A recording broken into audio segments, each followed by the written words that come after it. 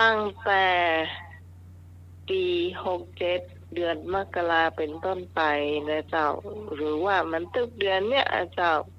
คนที่มีที่ดิน50ตารางวา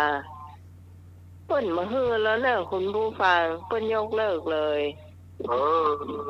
ใช่อืมอันนี้หูไว้ตัวหรืออันนี้ต้องมีหรือว่าคุณที่บ่มีเงินที่ดินแต่ว่ามีเงินในธนาคารเพิ่นเช็คดูแล้วมันเกินแสนหรือว่า200,000หมดเจ้าหมดสิทธิ์คนนี้พ่อแม่หมายโดนยกเลิกแล้วเจ้า โดนยกเลิกเรียบร้อยเฮาก็ฮ้อนใจเฮาก็เลยโทรไปหาน้องเปียกเจ้าถ้าเพิ่นเป็นพัฒนาสังคมความมั่นคงของมนุษย์ก็จะหาล่างมาได้ใช้เหมาะกันเดือนเมษาไอ้ถ้ามันอย่างมาเดือนยกเลิกอีกมันแกก็อธิบายให้ฟังเป็นอย่างเนาะเปิดติเตอร์อีกเนาะได้ละอันเราก็มาถึงบางอ้อละเจ้าถามแม่ว่าแม่แล้วเป็นยายมันได้มาหูนะให้โลกมาหูคนแปลความหูเจ้าเขาเลยเช็คให้หูแล้วเจ้าคุณผู้ฟังที่สับสนต่อไปก็รับทราบไว้ตัวตึกเดือนเนี่ยเจ้าคุณผู้ฟังที่มีที่ดินเนอะตั้งแต่50ตารางวาขึ้นไปจำมาได้แล้วที่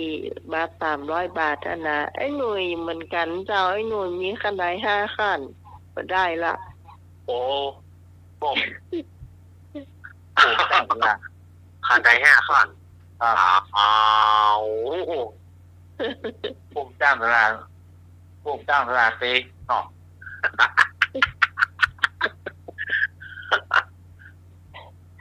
ลงทุนตีก็ได้เอาเงินไว้ข้างบ้าน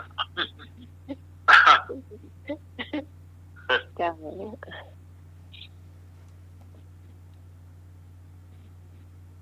แล้วก็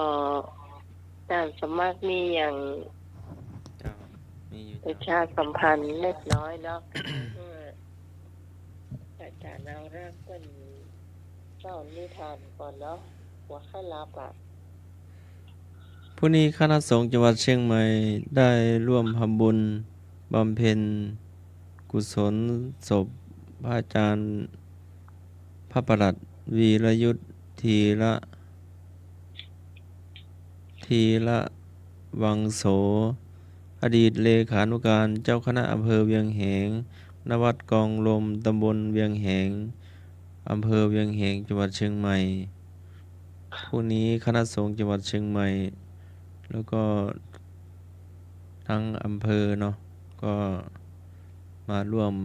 บำเพ็ญทำบุญให้พระอาจารย์ประหลัดวีรยุทธทีละวังโสเนาะจากผู้นี้ก็ประมาณตี 5เนาะจะเดินทางเนาะเจ้า เรื่องแห่ก็แจกดาวกะ อ๋อหลายโค้งอยู่นะ เออ เคยไปอยู่เนาะคัมภีร์ ได้ ลูกศิษย์เราก็อยู่ที่เวียงแหงเนาะ ค่ะ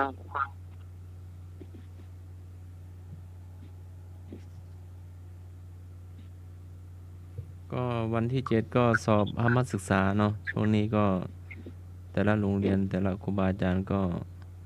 กำลังเนาะช่วยกันติวนะให้ลูกศิษย์เนาะครับแต่บางโรงเรียนก็คุณครูก็ช่วยสอนแล้วก็อาจารย์ที่สอนศีลธรรมก็ช่วยกันเนาะ เจ้า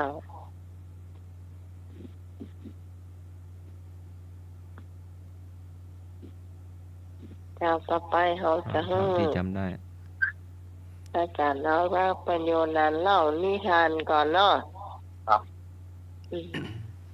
ดูตะคืนอืม โอ้โหเนาะก็ วันนี้ก็ขอขอบคุณโยมปี่พี่สมัยเด้อที่ให้โอกาสก่อนเด้อโซมาเด้อ ช่วงนี้นะมันช่วงพอติดงานมาก็ยังว่านะมันก็เลย ปีนี้ยอมรับว่าตัวเก่านี่แย่ขนาดนะจัดรายการบ่ค่อยเต็มเม็ดเต็มหน่วยสุมาอภัยเด้อเนอะ ครับ วันนี้ก็จะมาเล่าเป็นนิทานของตถาญาติโยม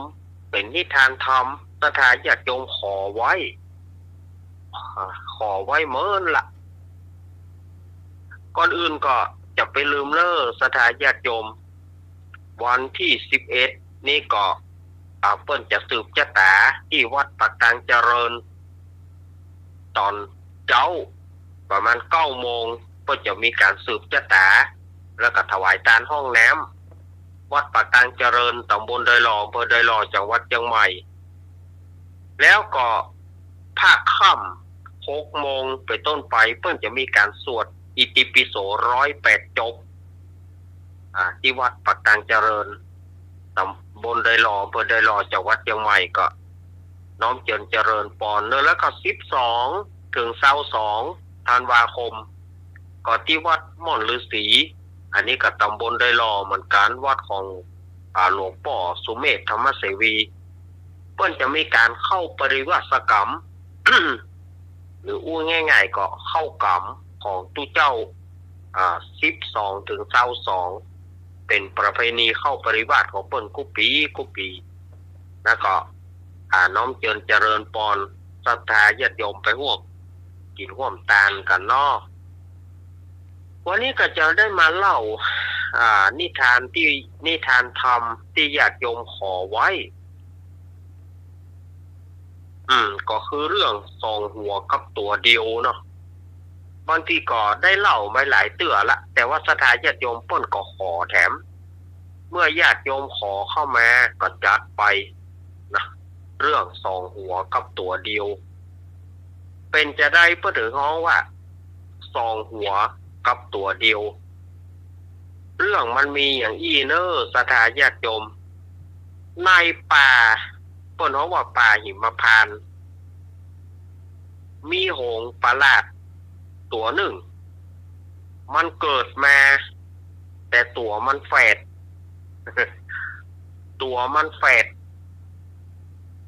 มันมี2 หัว2 หัวแต่มันอยู่ในตัวเดียวกันนะแต่หัวมันติดกันหงส์นี่ก็ออกหาตั้งแต่น้อยจนใหญ่เนาะอยู่ด้วยกันมาหากินด้วยกันแต่ในครั้งนั้นก็มีนายพรานคนหนึ่งนายพรานคนนี้ก็ไปล่าสัตว์ไปเสาะยิงสัตว์ต่างๆเนี่ยกะวันหนึ่งก็ไปปาใส่หงส์ประหลาดนายพรานนี่ก็มาพิจารณาว่าโอ้หงส์นี่มันแปลกเนาะมันมี2 หัวแต่มันอยู่ในตัวเดียวกันขั้นเขาจะฆ่าเขาจะยิงมันเหียก็จะเป็นการที่บดีเขาควรเอาเรื่องเนี้ยไปถวายแต่พระราชาคือทรงทราบเพื่อว่าพระราชาเปิ้นจะพระราชทานรางวัลให้เนาะมันหวังอย่างรู้นายพรานคนนี้เนาะไปหวังว่าจะได้ทรัพย์สินรางวัลอีกมันก็เลยปิกมาทูลพระราชาว่าไปปะใส่หงส์ประหลาดมันมี2 หัวแต่มันเป็นตัวเดียวพระราชาก็บอกว่า ท่านก่อนนายพรานไปดักมาได้ก่อนถ้าได้อย่างใดเอามาให้เฮาแต่จะไปให้มันตายเนอะห้ามฆ่ามันตายนะเพื่อเอามาเป็นเพื่อเอามาเป็นตัวเนี่ยเรามาให้เฮาเขาจะพระราชทานรางวัลให้ แล้วก็นายพรานคนนี้ก็ไปวางกับดักเอาไว้ แถมว่านึ่งโหงประหลาดก็ออกไปหากินเหมือนกัน แต่ก็ไปโดนกับดักนายพรานไปโดนเหี้ยวเนาะไปโดนเหี้ยว ก็นายพรานเนี่ยก็ดีใจ ก็เลยยอบเอาโหงนั้นมาถวายพระราชา พระราชาก็มาเพ่งดูก็เห็นว่าโอ้มันประหลาดแต่เนาะมันมีสองหัว แต่มันอยู่ในตัวเดียว ก็เลยนำเอาโหงเนี่ยเอาถวายพระมเหสีเปิ้นคือพระมเหสีเปิ้นเอาไปเลี้ยงพระมเหสีก็นำเอาไปเลี้ยงแล้วก็มาพินิจพิเคราะห์ว่า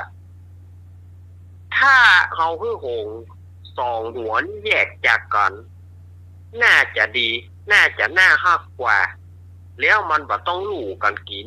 นาน เปิ้นอยู่ของเปิ้นแต่ไหนแต่ไรล่ะถ้าว่ามันอยู่อย่างอี้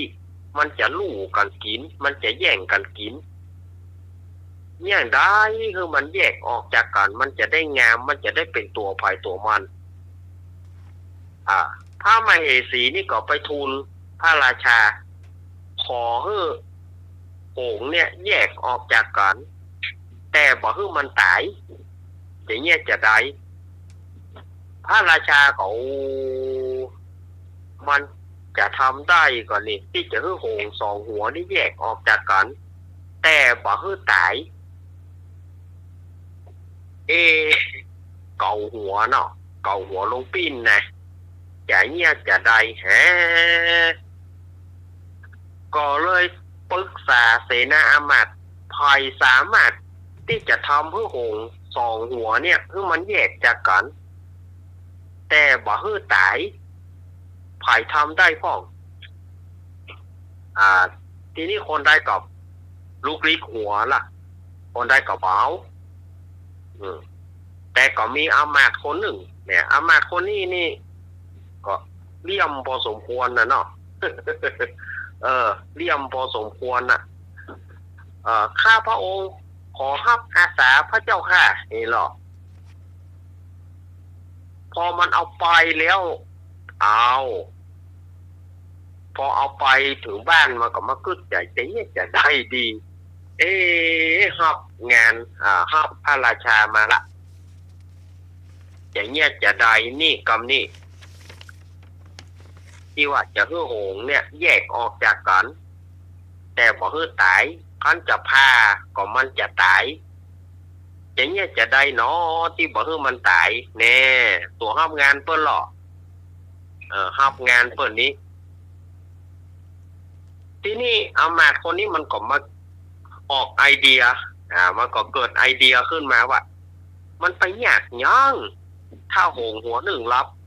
เขาก็ซอกะ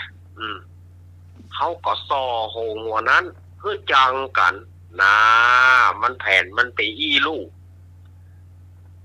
พอโหงหัวหนึ่งรับมันก็ไปบอกเพื่อโหงที่ยังบ่รับเตื้อ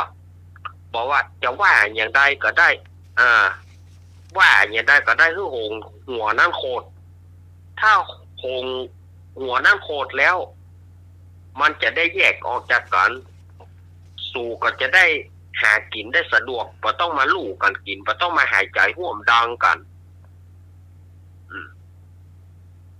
ก็สอไปสอมาเนาะโหงหัวนั้นมันก็จำไว้ทีนี้พอโหงหัวหนึ่งตื่นโหงหัวนั้นก็เริ่มหาเรื่องละบ่ช่วยกันซ้อว่าหากินได้กล้ารับกล้านอนกูเนี่ยหากินหิมตายหิมยังนี่เนาะหน้าจังแต่บ่น่าจะมาเกิดห่วมกันเลยโหงหัวหนึ่งก็ตาหายเปื้อนเฮาอยู่ด้วยกันมาตั้งแต่เกิดแล้วนี่อย่างท่านถึงมาว่าอย่างอี้มันเกิดอะไรอย่างขึ้นบ่เกิดอะไรอย่างขึ้นกูจังมึงมาเมินแล้วเพราะมึงเนี่ยมีร่างกายที่ บาดีบางามนะว่าต่อขานโหงหัวนั้นโหงหัวนั้นก็โอ้จะไปว่าอันแน่เฮาเกิดมาร่วมกันมาเท่าใดเฮาหากินร่วมกันมาเท่าใดและเหตุเนี่ยต้องมาจังกันจะมาจังกันในบัดเดียวนี้มันบัดใจมันจะต้องมีสาเหตุบ่มีสาเหตุอันใดกูจังมึงมาเมินแล้วโหงหัวนั่นก็พยายามอู้ดีแต่โหงแถมหัวเรื่องเนี่ยก็อู้บ่ดีต่อว่าต่อขันเหม็นสับอย่างอันอย่างอี้ในที่สุดโหงสองหัวนี่ก็วิวาทกันอย่างอี้ก็บ่ต้องมาเป็นเปื้อนกัน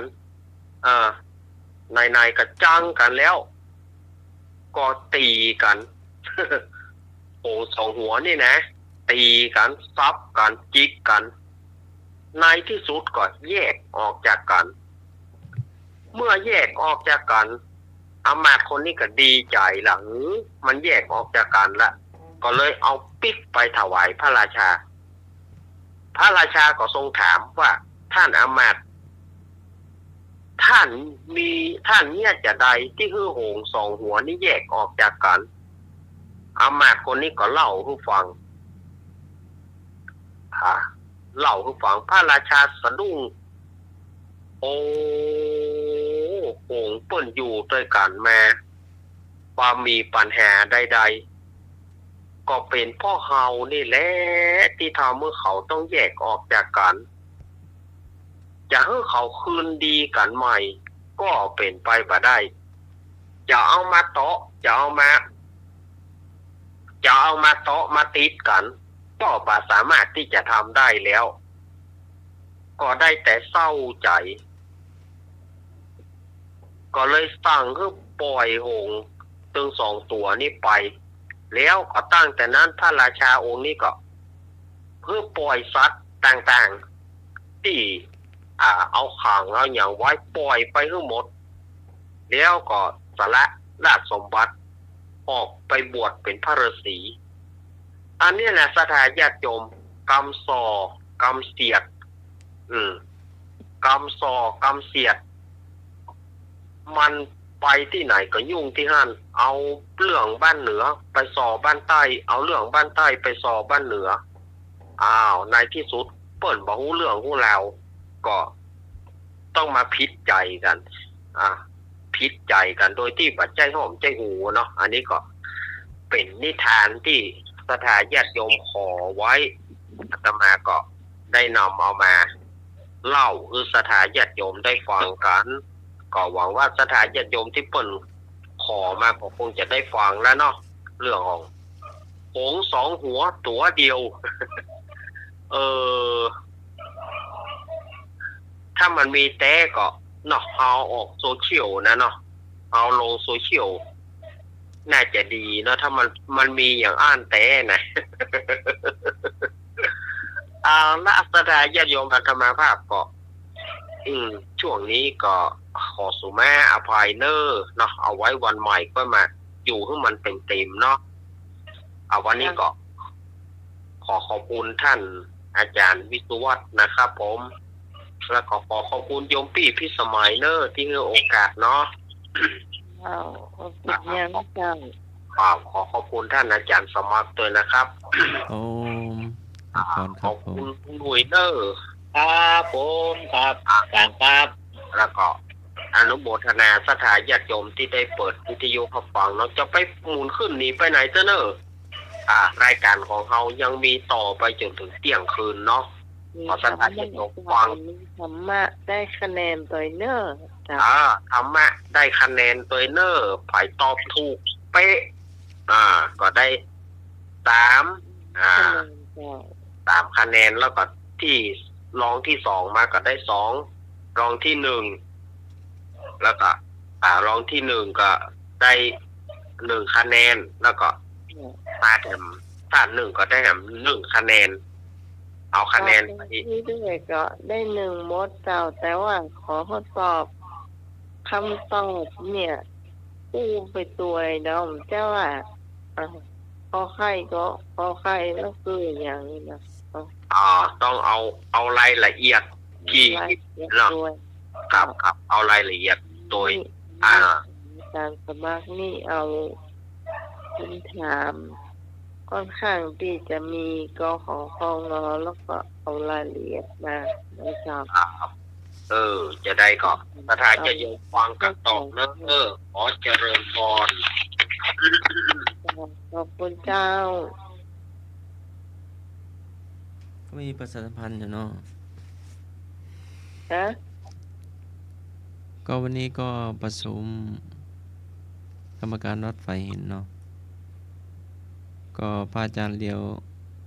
พระอาจารย์พระครูสมุวิศวัตเนาะก็นำไหว้พระสวดมนต์แล้วก็จะมีงานเนาะมีงานโครงการสวดมนต์ข้ามปี ขอเชิญสวดมนต์ข้ามปีสวนผีปฏิบัติธรรมวัดฝ่ายหินหลังมหาวิทยาลัยเชียงใหม่ ในวันที่ 31 ธันวาคม ถึงวันที่ 1 มกราคม 2567 เนาะเป็นปีใหม่เนาะ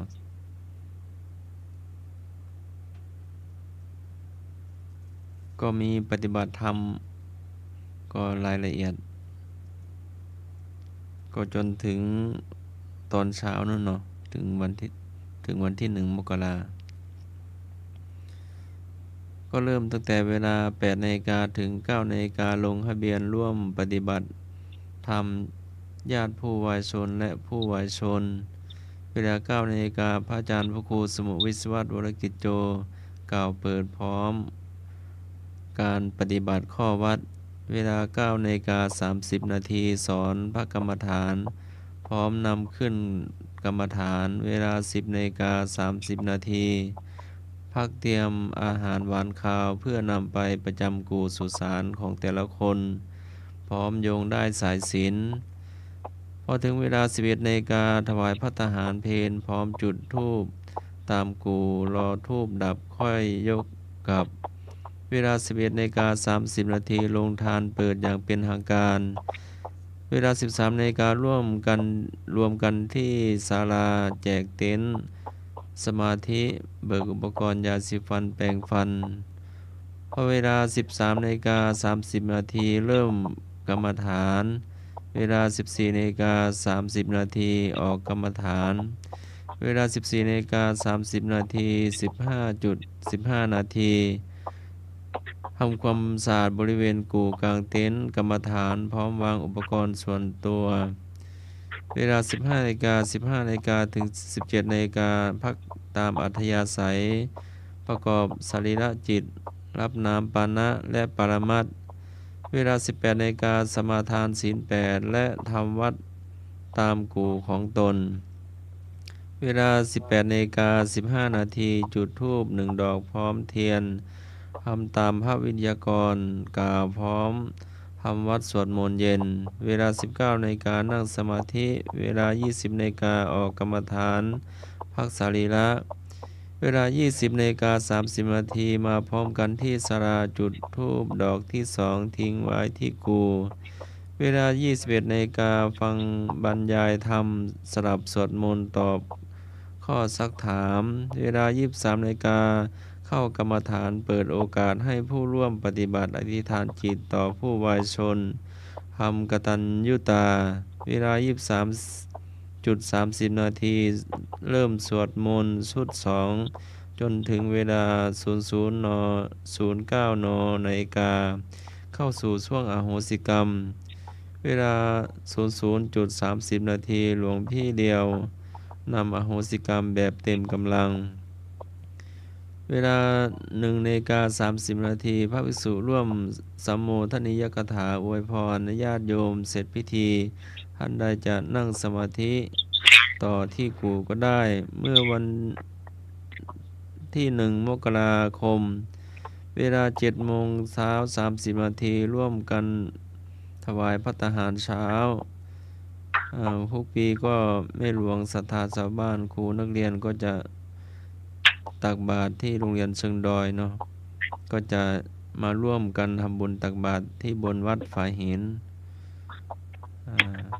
พอ ร้อมพระสงฆ์สามเณรเนาะรับบาตร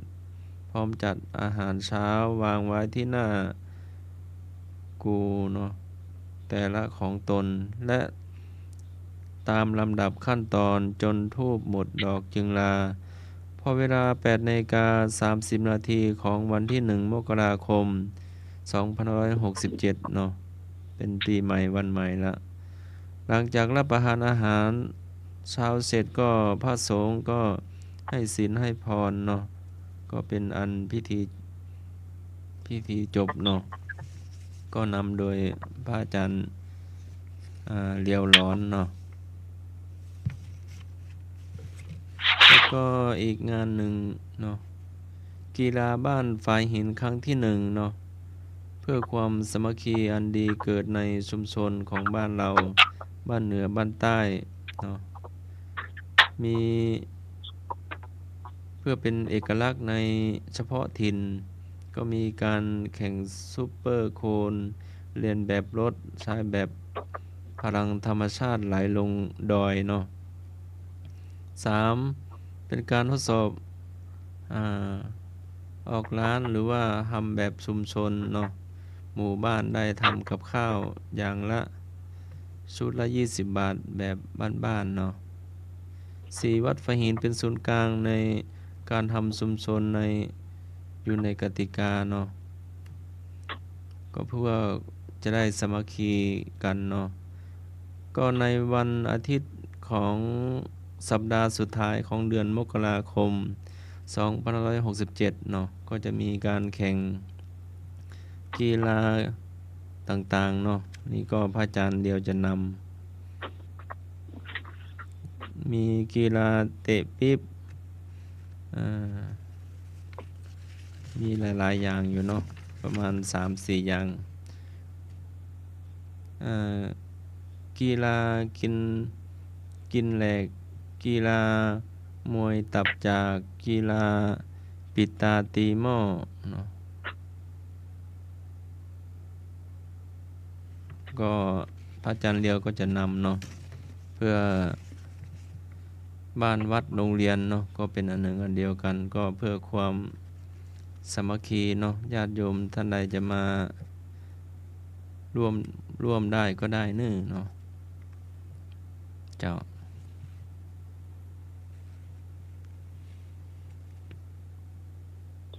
หมดแล้วเนาะเจ้าเท่าที่จำได้เนาะเจ้า ต่อ ต่อ ไป ไป เป็น เป็นช่วงท้ายประธานทำบ้านนะเจ้า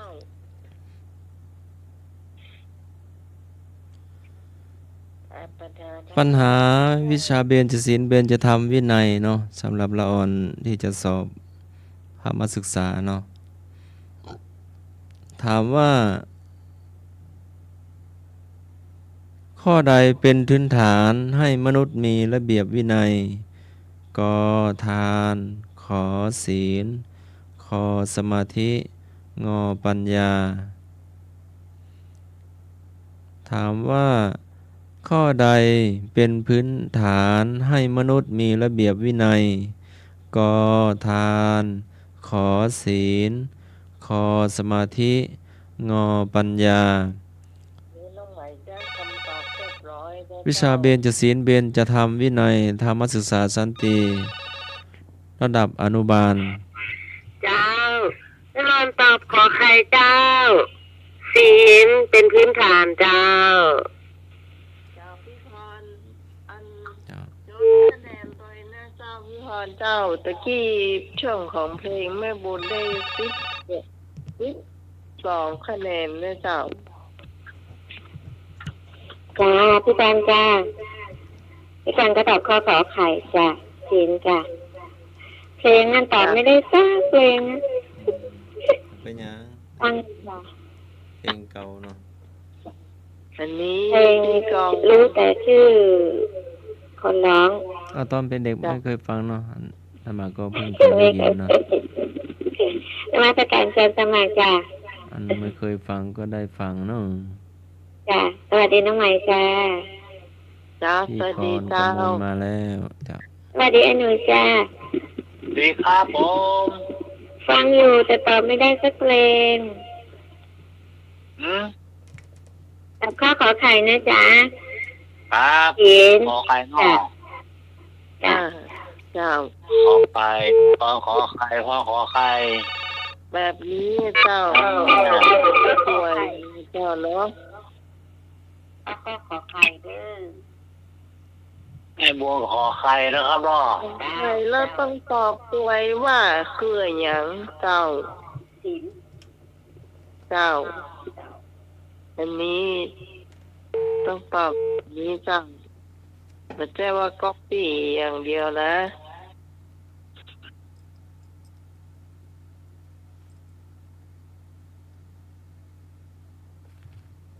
คุณผู้ฟังท่านไหนจะตอบแถมเจ้า คนที่สี่ก็จะได้คะแนนอยู่เจ้า คนที่ห้าที่หกที่เจ็ดที่แปดได้อยู่เจ้า ครับ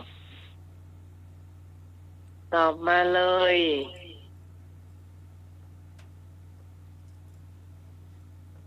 ตอบมาได้เลยเจ้า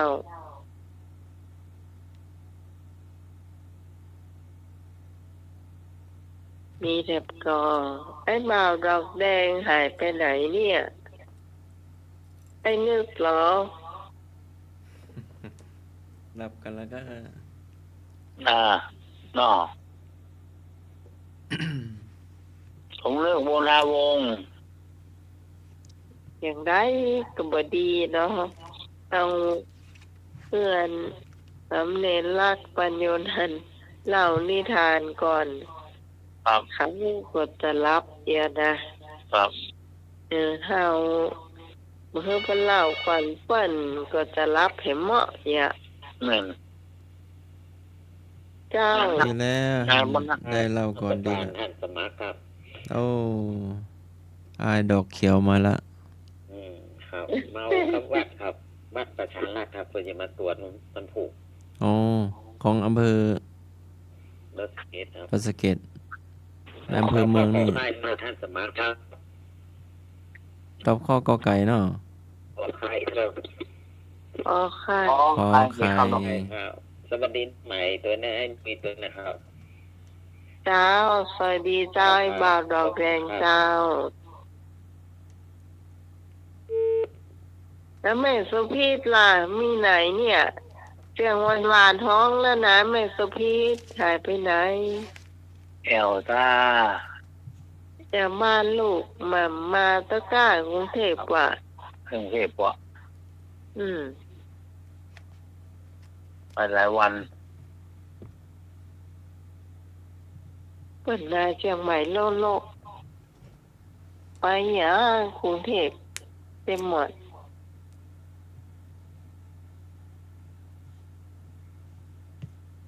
นี่แม่ของคนอ่ะเดี๋ยวเนอะอ๋อใช่ ไม่ ไอ้ รู้ บุญเนาะไอ้บุญเนาะ นะ ไอ้บุญกับตอมพองเนอะไอ้บุญนะ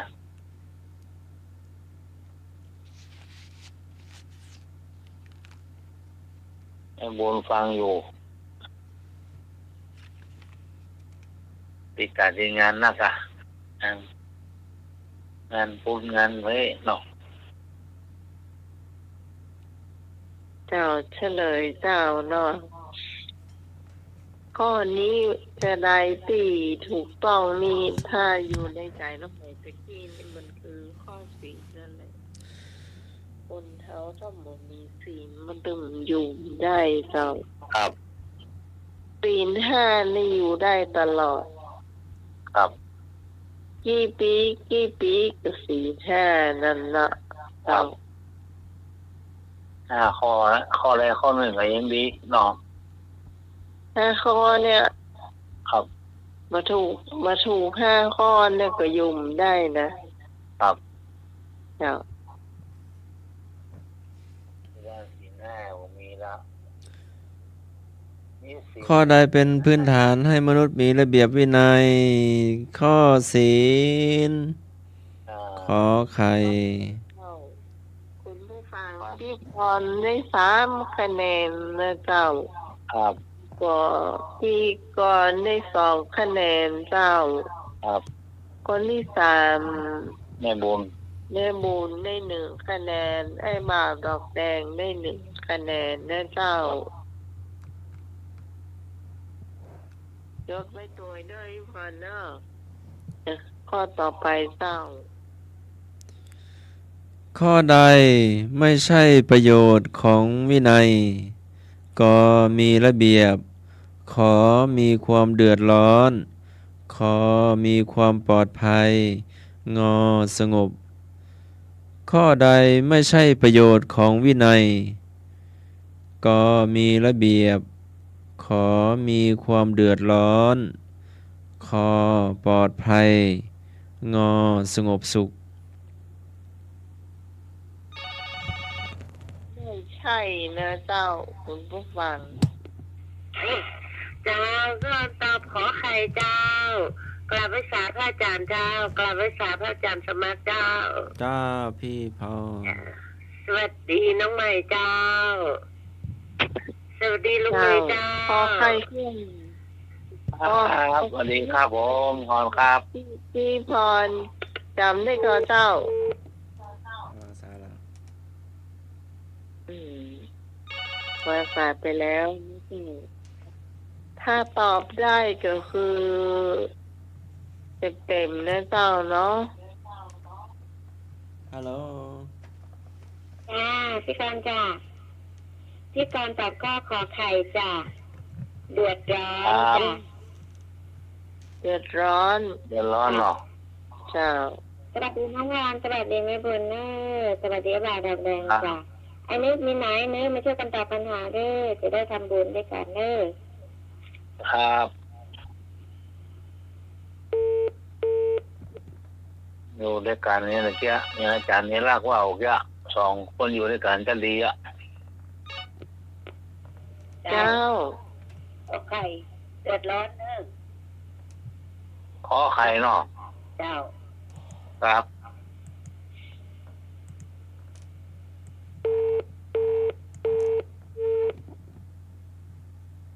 ขอไข่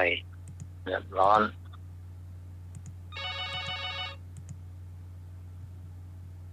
เจ้าสวัสดีเจ้า สวัสดีครับตอบข้อขอไข่นะครับ ขอไข่ครับเนาะ ครับครับขอบคุณครับ ขอไข่เดือดร้อน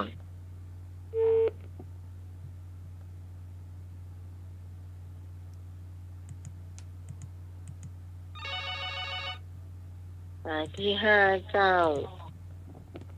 เจ้า ออกข้อเดือดร้อนนะครับ เดือด ไอ้ ร้อ นี่ นขอไข่ สมนึกมาแล้ว งานแล้วเจ้าเนาะ ก็รู้ว่าปลอกระทงมาบ้านมาจองที ว่าใช่ฟังอยู่ ครับ ว่าหนานนุยคนเนี้ย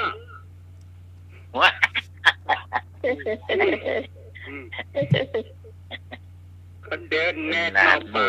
ทำมาเนอะ ครับ อะไรเลยกับเดี๋ยวแน่ตอบเนอะ ครับ เด็ดปั้นหันต้องตอบได้ ครับเอาหนังสือไปหายแล้วก็ เป็นพ่นต้องตอบได้อยู่อ่ะข้อ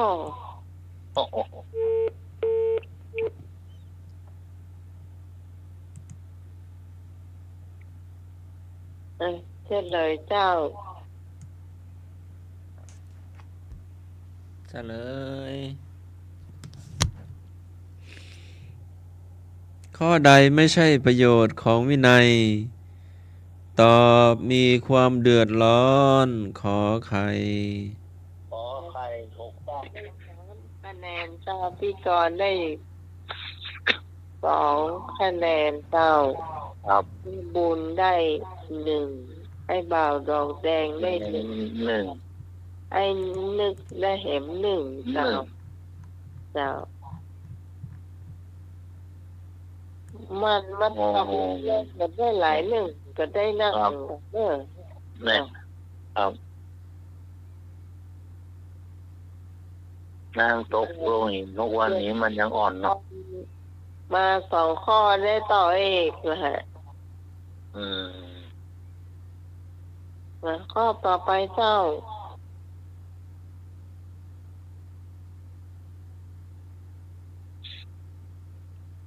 เจ้า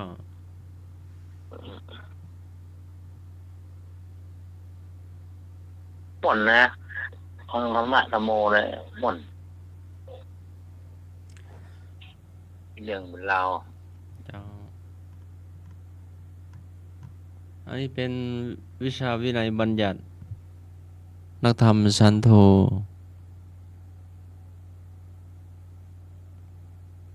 ถามว่า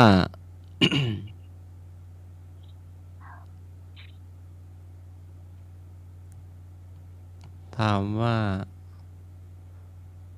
บาทที่พระพุทธองค์ทรงอนุญาตมีกี่ชนิด ตอบได้เลย นี่ช่วยน้ำเนาะ ปักกระตือนั้น ไม่ตอบเลยเหรอ ปักกระตือนั้นนี่เพิ่นบ่มีข้อให้เลือกสักอย่างอะ ครับมันตอบเลยเนาะ ลุงหนุ่ยเห็นบาทก็ว่าเลย ครับ บาทพระน้อยบาทหลวงพ่อบาทอะไรก็ว่าได้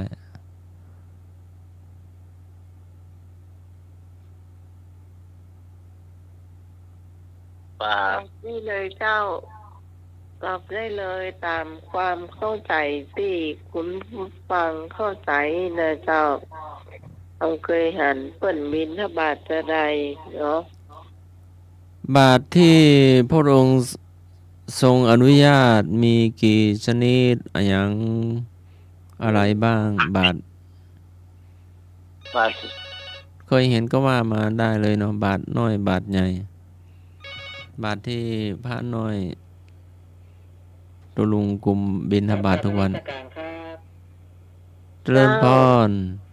ครับ อันนี้ดินทุลีดินนะครับที่พักส่งรายสายนะครับ อดีต ผู้ช่วยโรงพยาบาลแม่ทาเนอร์อันนี้ขอตอบนะครับ มี9 ชนิดนะครับ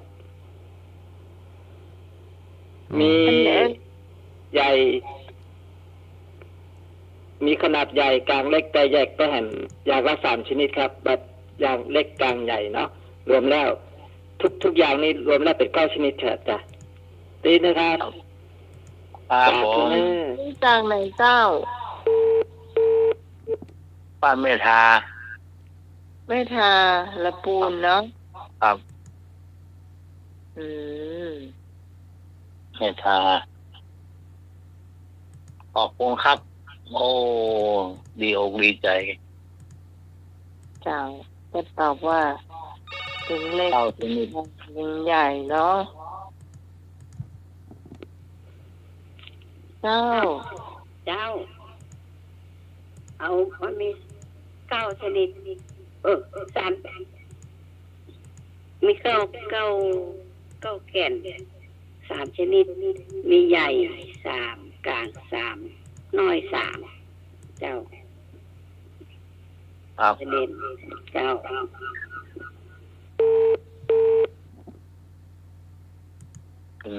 ถ้าเป็นลุงนี่เอาเก่งใหญ่ละเนาะ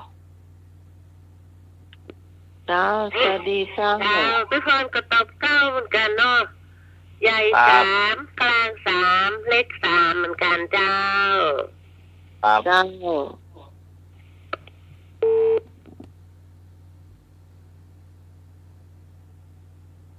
มาเจ้ามา บาทห้อยบ้าก้าวไปเลยเนาะ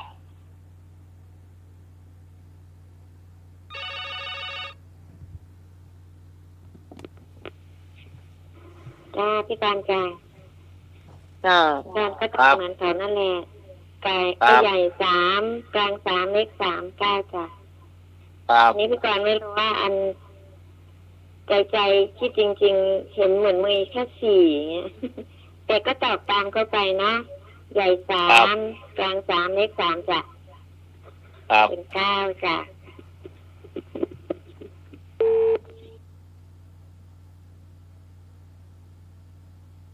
แต่ที่อยู่แม่ทาน่าจะเป็นพระด้วยซ้ำนะ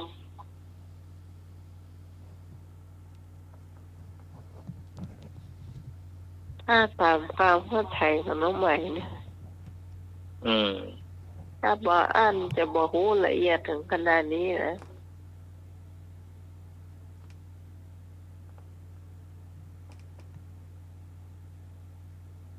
แต่ก็เป็นยังนะถือว่าเป็นผู้นำเจ้า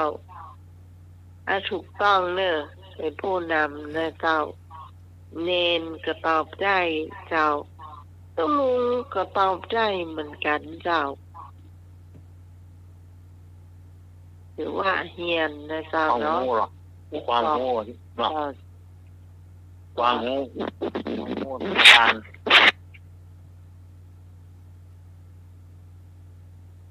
คนเมื่อว่ารู้ได้ความรู้เปล่าความรู้ชนิดหนึ่งโอ้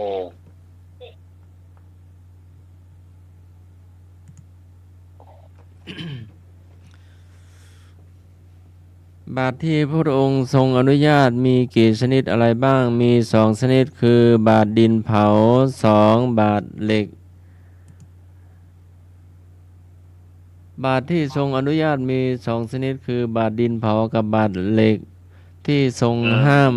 คือบาททองบาทเงินและบาทแก้วมณีบาทแก้วไพบูลย์ไพฟูลย์บาทแก้วผึกบาททองแดงคิดเจ้าข้อนี้ไม่มีใครได้คะแนนเลยดูก่อนภิกษุทั้งหลายเราอนุญาตบาท2ชนิดคือบาทเหล็กและบาทดินดูก่อนภิกษุทั้งหลายภิกษุไม่พึงใช้บาทรับเศษอาหารก้างหรือน้ำบ้วนปากรูปใดใช้ต้องอาบัติทุกกฎเราอนุญาตให้ใช้กฐินนะพระพุทธองค์เห็นนะเนาะ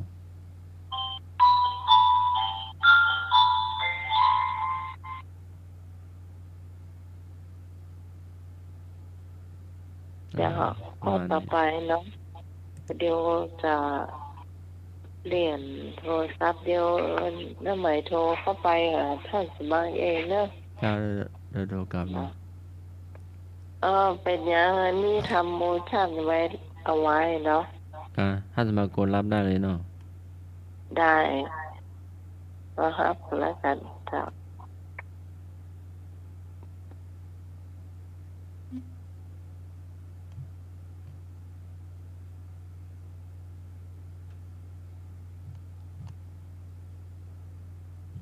คำถ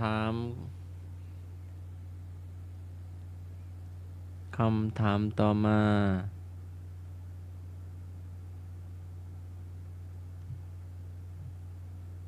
ถามว่า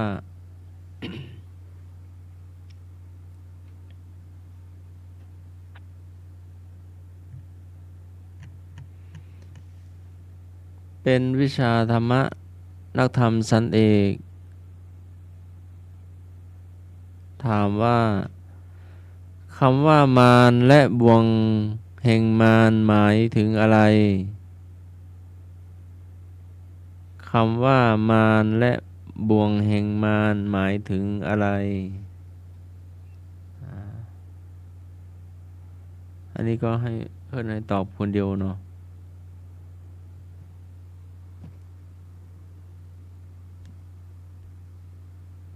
ฮัลโหลลุงหน่อย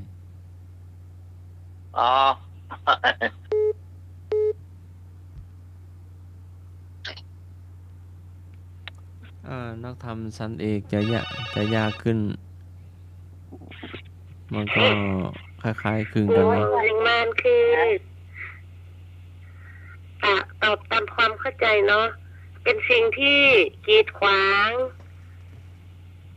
หรือกั้นไม่ให้ไปถึงความสำเร็จเจ้า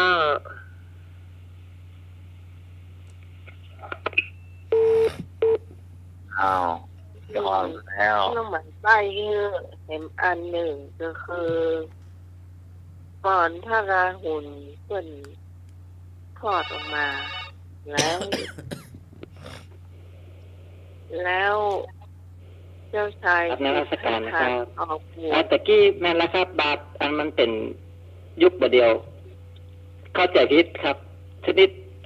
ตะกี้มันเป็นยุคปัจจุบันแต่ว่า อันนี้ขอตอบตามหาสารนะครับตามภาวะแล้วก็ปีภาวะเนาะกลับมาสการนะครับ แล้วก็ขอบคุณทุกท่านนะจ้ะ ครับครับ ครับ โอ้แล้วตรงจะคิดตรงใจมาช่วยกัน ชื่อโยมหยังอ้าวปิกบ้านแล้วก็ ที่บ้านละเดี๋ยวคน มา มาใหม่ มาเวยไปไวนู่น ใส่ต้อยเงยน้อยหนึ่งว่า ต ต อบ อน นะ พระราหุลเพิ่นคลอดมาแล้วก็เจ้าชายสิทธัตถะเจ้าไปยื้อพอเนาะไปยื้อพอแล้วบอกว่า จ้าพี่กรณ์จ้า บ่วงเกิดขึ้นแล้ พี่ก ว รณ์ก็จะตอบเหมือนน้องไหมบอกนะจ้าเพราะว่าพระพุทธเจ้า อันพอลูกเกิดมาก็เห็นเหมือนเป็นบ่วงมารท่านก็เลยออกบวชจ้า ที่ก่อนต้องปรับความเข้าใจคนตรงเก้าอ่ะ จ้า ยังไม่ได้เก่งพระพุทธเจ้าเตื้อที่ก่อนตอบ ท่านคิดว่า อันลูกเกิดมาเนี่ยเหมือนเป็นห่วงเป็นบ่วงเนี่ยจ้ะเหมือนบ่วงเกิดขึ้นแล้ว เนี่ย ท่านก็เลยออกบวชจ้ะความเข้าใจของพี่กรณ์จ้ะ เจ้า จ้ะ ทุกข์นะความทุกข์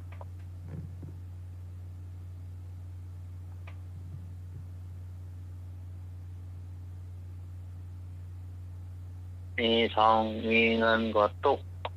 เนาะ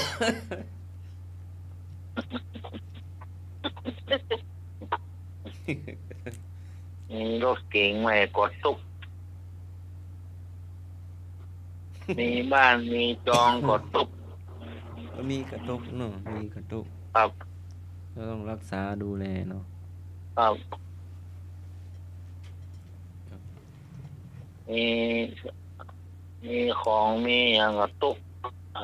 พระพุทธเจ้าว่าทุกข์ ตัวเจ้าว่าบ่ตุกบ่ยางกะยางบ่ตุกอะหยัง ครับ อะหยังตุกคนละอย่างอะหยัง ครับ ครูบาอาจารย์ ตุกคนละอย่าง นั่นน่ะ เป็นทุกข์หมดนะเราได้พ้นทุกข์เนี่ย เอ้ย รูปหล่อก็เป็นทุกข์คนสวยก็เป็นทุกข์ คนมางามก็เป็นทุกข์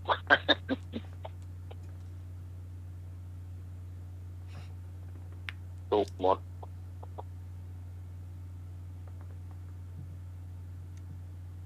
เข้าไปแรกก็ทุกข์กินข้าวลำก็ทุกข์ เมื่อมีกินกระตุก ครับ มีกินกระตุก ครับ ยากลำบากอย่างปูพาน กินข้าวลำก็ทุกข์เนาะ พามันกินติ๊กๆไปตาในวังนั่นมานี่มากิน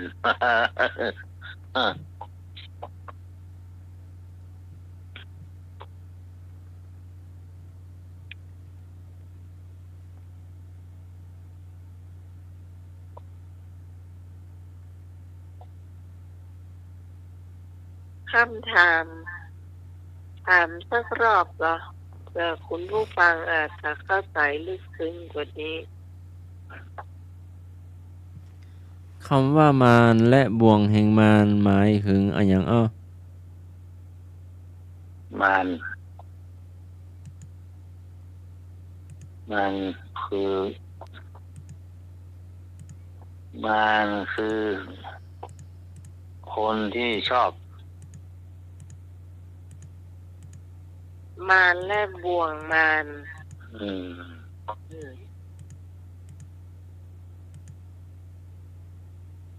บ้านเรากลองโอ้ป้าอูนี่เหมาะ ได้เบิดได้นี่ล่ะ จะไปเรียนคือคนฟังอะไรเป็นทางอื่น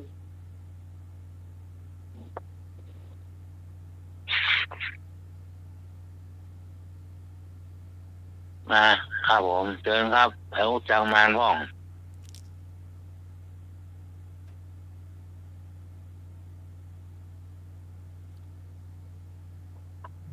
ได้เวลาปล่อยแล้วเนาะ ครับ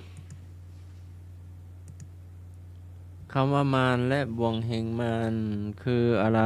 คำว่ามารหมายถึงกิเลสกาม กิเลสกามคือความอยากความใคร่เป็นตัวกิเลสเองสถิตอยู่ในใจเราทุกคนคอยบีบคั้นให้ใจเราคิดอยากเกิดความอยากความใคร่อยู่ล่ำไปได้แก่ราคะโลภะเป็นต้นวะ ครับ มันนอนหลับอยู่ในใจเราวะลุง ครับมาแล้วหรอเรื่องนี้หรอเนี่ยคิดความคิดออกมาละอยากเนาะ มัน เดี๋ยว มั ความคิด มันบ่ไปไหนกันลุง อยู่ไปไหนครับ อยู่ในเนี้ย มันซุ่ม อัน เนาะ เนี้ยอันนี้คือมาร ครับ แล้วก็บ่วงคำว่าบ่วงก็คือที่อย่างที่อธิบายตะเกียเจ้าชายสิทธัตถะต้องออกบวชเพราะอย่างเพื่อไปยื้อกับลูกปลาบนเนาะที่เกิดมาบ่วงเกิดขึ้นในใจแล้วไม่ได้แล้วอยู่ไม่ได้ละต้องไปก็ตัดสินใจไปทั้งคืนเนาะไปก็นายสันนะกับม้ากันทกะไปเนาะ เจ้า อืม เจ้าแม่นแล้ว มากันหากะกับนายชนะ เกิดไปทั้งคืนนั่นแหละ ไปพอเปิ้นลูกเปิ้นกับเดียวน่ะเพราะว่าเปิ้นคิดว่าลูกของเปิ้นที่เกิดมาน่ะ คือบ่วงนะเจ้า บ่วงผูกแขนหรือว่าผูกคอ ผูกทั้งคอผูกทั้งแขนนั่นแหละ แขนนี่ ผูกทั้งตัวผูกทั้งหมดเลยเนาะผูกตัวผูกใจผูกทั้งหมดเลยอะจะเอาตัวไปไหนบ่รอดถ้ามัวอยู่ที่นี่ถ้าอยู่กับลูกกับเมียเนาะมันไปรอดละเลยต้องตัดสินใจคืนนั้นเลยออกบ้านออกไปดีกว่าเนี่ย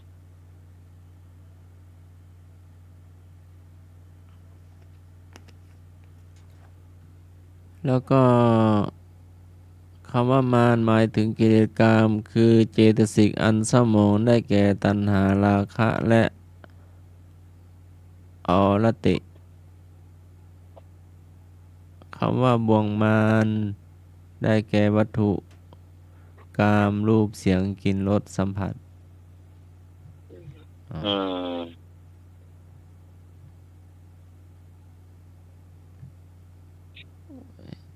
จะห้าทุ่มคำถามต่อหรือว่าจะได้ ทุ่ม ตะกี้ก็เป็นวิชาธรรมะนักธรรมชั้นเอกเนาะ มันแต่คือคะแนนจะได้ดีแต่กี้มันก็ได้กันเนี่ยมีก็ขอของเราเขาเรื่องอ่ะแล้วท่านสามารถเป็นอาจารย์อยู่แล้วคะแนนจะได้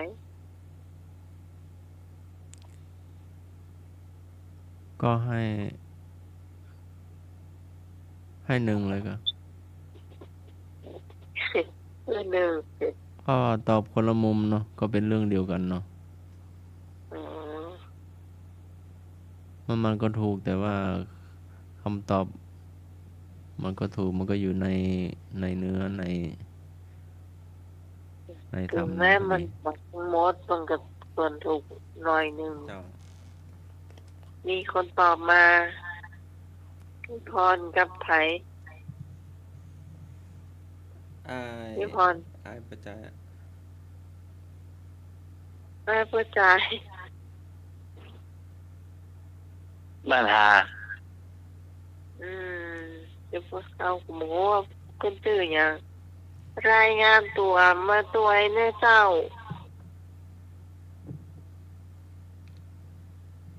ขอบคุณเจ้าหน้าที่ฟังเนาะหน้าตังแต่ละปีนี่รออย่างมาโทรเข้ามาพ่อเลยแต่ละปีไอ้บ่าวแต่ละปีเนี่ยจ้าเห็นพระคอไปเอามีกอขอปวเอาแบบปัลนัยปะปัตตนัยค่อนข้างยากจ้ะ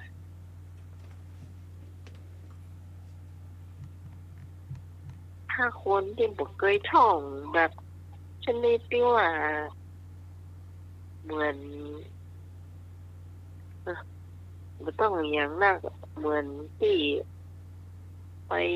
แข่งคนอื่นเนี่ย ถ้าปีเหมือนหนังท่องวันข้าววันค่ำอะ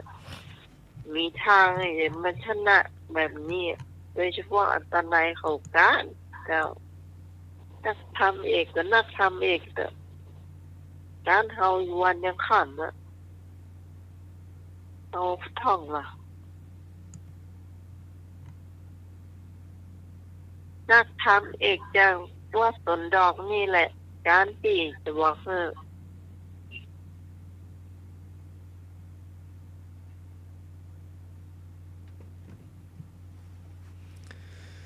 ศีลข้อ 2 บัญญัติขึ้นเพื่อวัตถุประสงค์ใด ก็ให้มีเมตตามีสติรอบคอบ อันนี้อีกอะแฟนหน่อยกะ เจ้าก็ขอตอบขอใครเจ้า ตอบต่อใครแล้วบอกด้วย เจ้าขอไข่ไข่ต้มเจ้า ไม่ใช่ไม่ใช่ขอใครมีอย่างก็ให้พี่พร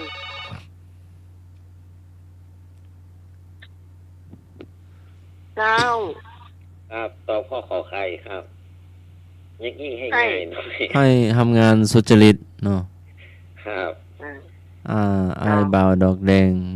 ครับ ดอยสะเก็ด แค่ เนาะ มารักแดง ครับ เจ้า บ้านเชิงดอยกะ ดอยสะเก็ตปุ่น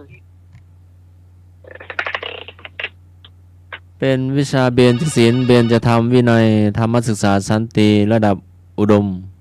ศึกษา เจ้า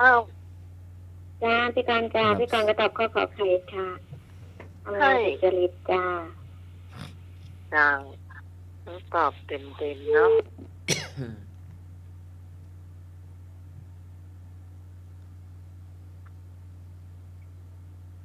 ตอบมาแหมเจ้าตอบมาแหม กลับไ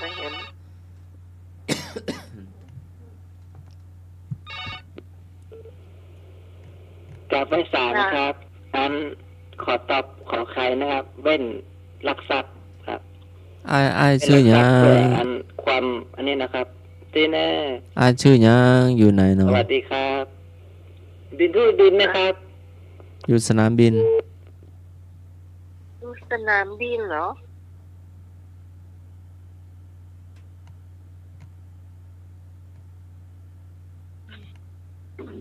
หรือว่าไอ้บ่าวสนามบินงมบนใต้เนอะเสียงบนใต้ อ้ายบ่าว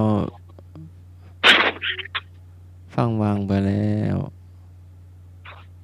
แนะนำตัวนึงอ้ายบ่าวอยู่ไหนชื่อหยัง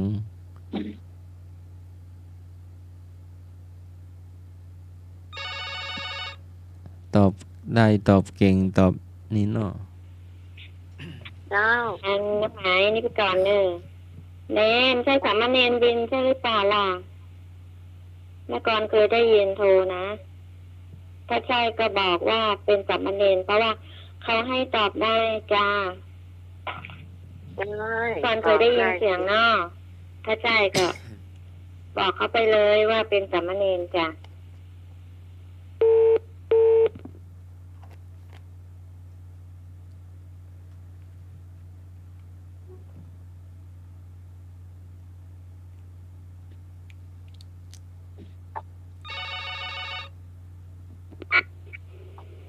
เจ้า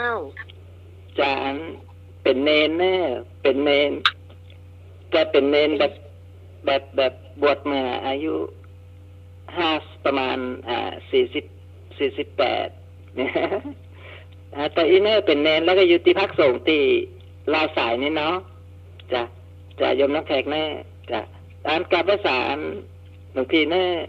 สาธุค ครับ รับ ขอบคุณ ครับผม ครับ เจ้า กับทุกท่านแน่จ้ะ ครับขอบคุณครับโอ้สาธุครับ นะเจ้า ดีแล้วเจ้าที่ให้มามาให้ความรู้ตัวเจ้าเนาะ ดีแล้ อย่างน้อย วโทรมาตอบ ด้วยผู้ฟังนะเจ้าเนาะ ดีใจละเนาะ เจ้า ครับ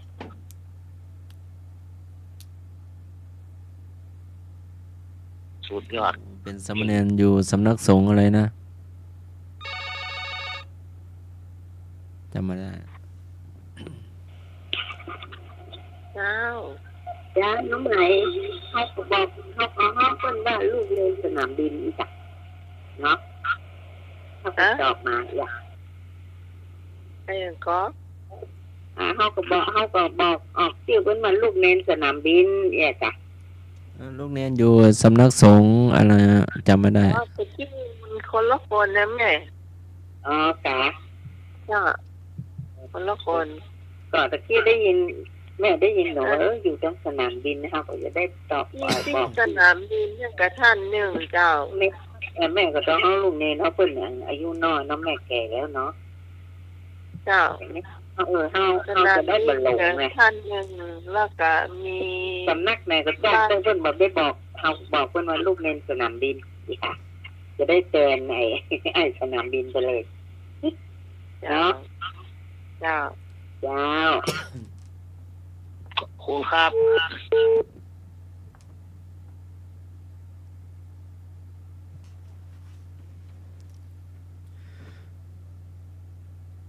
ศีลข้อสอง หา ครับเจอแล้วครับ ศีลข้อสองบัญญัติขึ้นเพื่อวัตถุประสงค์ ให้ทำงานสุจริตขอใคร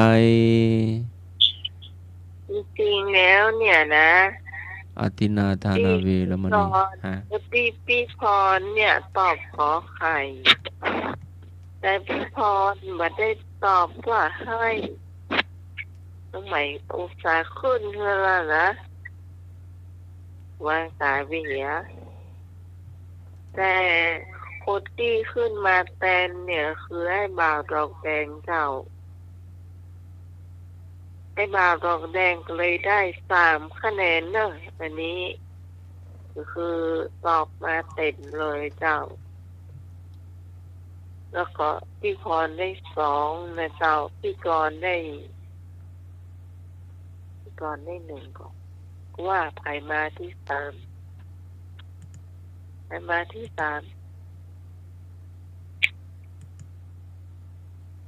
มาที่3โอ้ย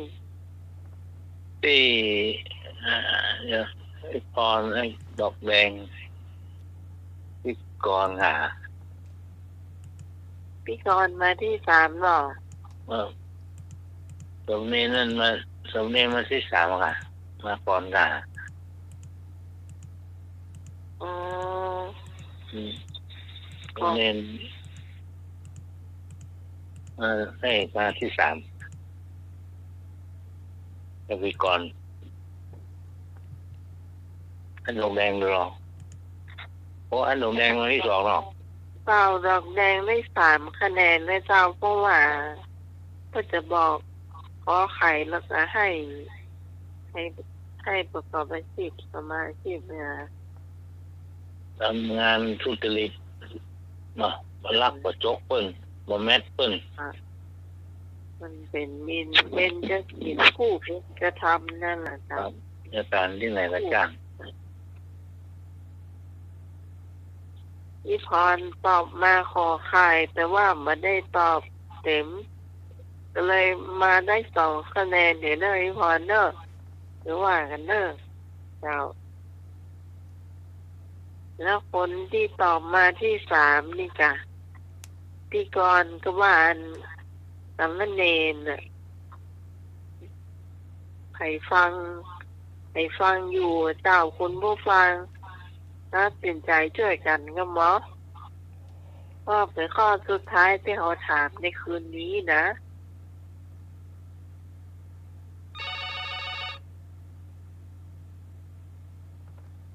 เจ้าน้องหมายสามเณรกับพี่กรณ์นี่มันกระตึงได้หนึ่งเหมือนกัน ใครจะมาก่อนก็เป็นอย่างก้าน้องหมายจ้าอ๋อเจ้าแม่นเจ้าแม่น3 4แม่นพี่กรณ์เนาะแล้วก็ว่าเต้ากันน่ะเพราะว่ามันเป็น3เป็น4ก็เต้ากันแม่บุญเข้ามาก่อนฮัลโหลเจ้า กับภาษาครับ เจ้า อันนี้ในดินทุลิดินอยู่ที่พักส่งสัพเพธรรมานัตตาที่ลายสายนี่จ้ะบรรทาจะเลยโรงพยาบาลแม่ทามาประมาณ2-3 กิโลนี่จ้ะแล้วอันตะกี้ขอยกคืออันแห่มท่านหนึ่งแน่กับได้สายหลวงพี่แล้วก็ขอบคุณทุกท่านแน่สวัสดีเด้อขอยกคือเปิ้นเด้อ ครับอาจารย์ครับ อ๋อห่างจากโรงพยาบาลแม่ทาไปน้อยหนึ่งค่ะสำนักสงฆ์นี่นะเจ้าสำเนรที่ว่าเนี่ยนะครับ นี่ละ ชื่อสมณเณรดินเนาะ ครับ เจ้า โมทนา อันก่อนฟังที่ว่าสนามบินนั่นก็คนละคนเนาะ ครับ เจ้าเอาหน้ากับโทรมาใหม่นะเจ้าถามตอบกันต่อไปนะเจ้า ความหู้เนาะความหู้มากับทิศขอบถึงบุญ แล้ววันนี้พี่พรโจทย์ได้เท่าไรนี่ มารายงานกับหมอโจทย์ตั้งแต่ช่วงเพลงมาก่อนถ้าโจทย์ตั้งแต่ช่วงเพลงมาพี่พรโทรเข้ามากำแล้วเท่า ก็รับไม่พรบอก อ๋อไปฮับมาก็ได้เจ้าไปฮับมา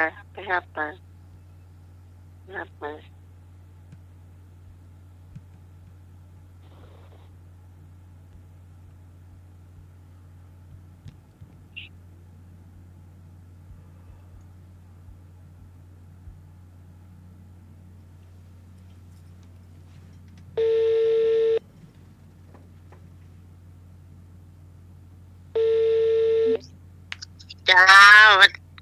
ค่ะเจ้า เจ้า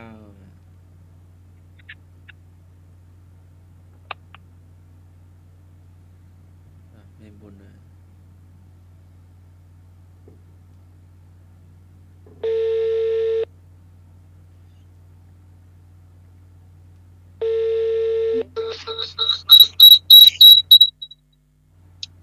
เจ้าไว้สาเจ้า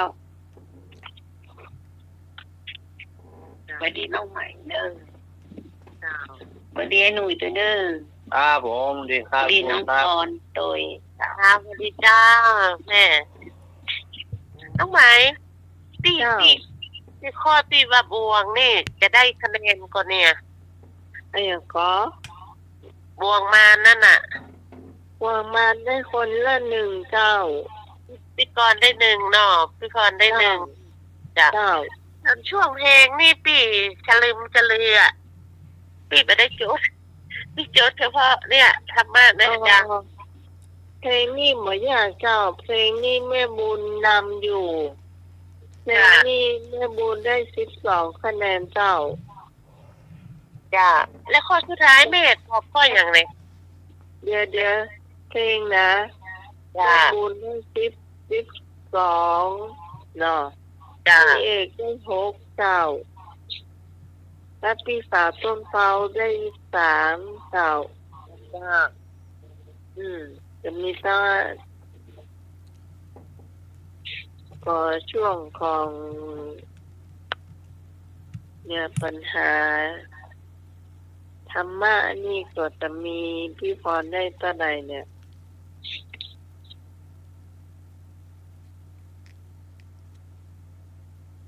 จำได้หรอพี่พรได้ต่อใดเนี่ยพี่พรให้กะหกเจ็ด8 9 10คะแนนจาก10เนาะเจ้าแล้วก็เจ้าก็พี่กรได้6คะแนนพี่กรได้6คะแนนเป็นข้อที่6เนาะเจ้าไอ้บ่าวดอกแดงแล้วเจ้าไอ้บ่าวดอกแดงได้ข้อคะแนนเจ้า5เนาะไอ้เนื้อมัน เจ้าเราถือไว้นะเจ้าไอ้บ่าวดอกแดงไม่ค่าแต่ของเนนในเปิ้นนายกคือกับไผอ่ะเน้นเปิดมาเอาจ้าเปิ้นคือนายกคือคนคืออ้ายคืออันนึงเสียบ่รู้เลยอันนึงได้1อ๋อนึกก็ตอบมารู้สึกว่าได้1เดียวเจ้าเอายกให้1เถอะปะเนาะเป็น2เนาะไอ้นึงอ่ะเจ้า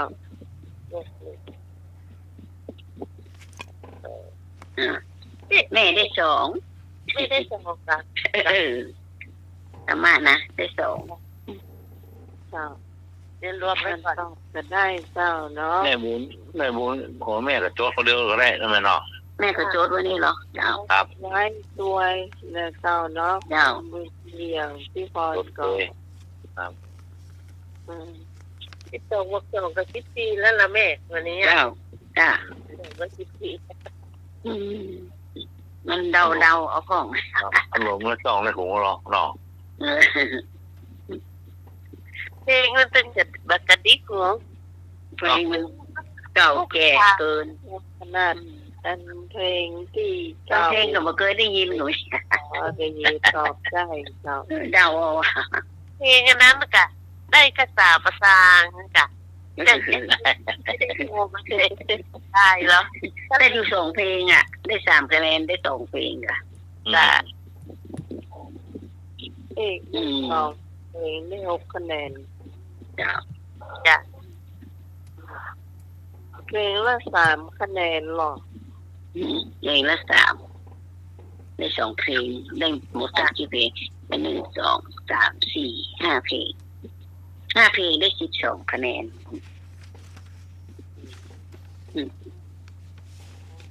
เจ้าช่วงต่อไปเจ้า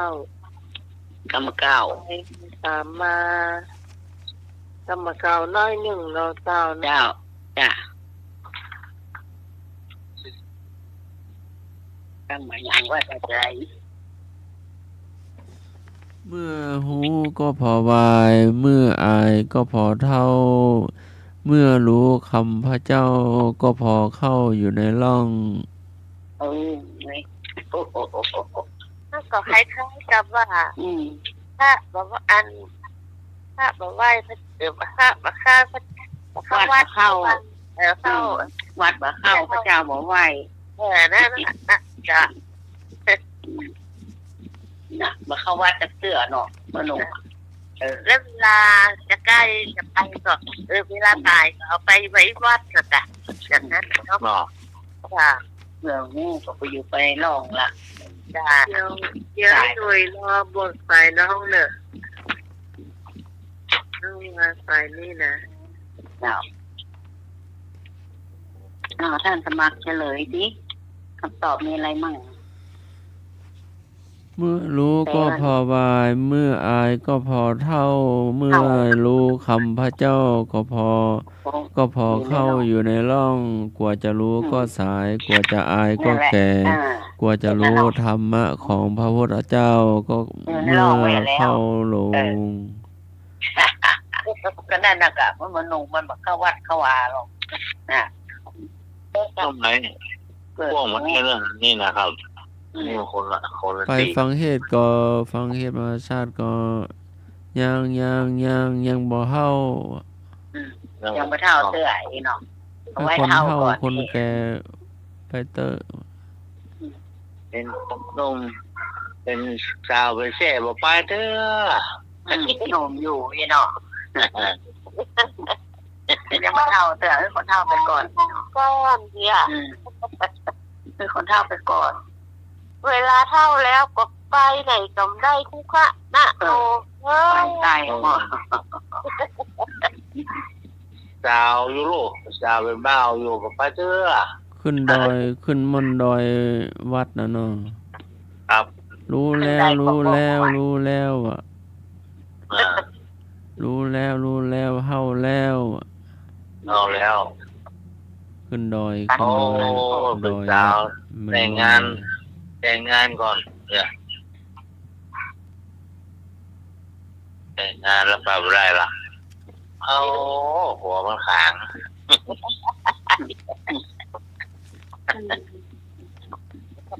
หลาน ก็ไม่ได้ พอมีลูกมีหลานกันมีลูกมีหลานแล้วก็ไปไหนก็ไม่ได้ แต่ละเอา เจอสวัสดิ์เจอสะออดเหมาะเนาะ เอาให้ละไม่ได้วางไม่ได้มันติดเอานะ กินในกระกี้ติดเอวเนาะเอวเดี๋ยวเป็นโถอ่ะเป็นว่าอะไรวะเนาะกี้ติดเอวเป็นโถเลยโ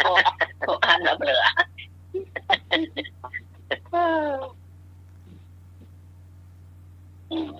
เดี๋ยวอย่างละงานหรอ เดี๋ยวแต่หรอเราต้องเอียงหมอกเอียงหมอกปุ่มอ่ะอุ้มยัง มัน หรอ จะรู้ได้อ่ะมันจะรู้ตรงนะนี่พอขึ้นร่มเบาหรอ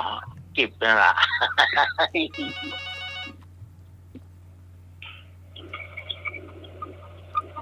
ใส่โทรกัน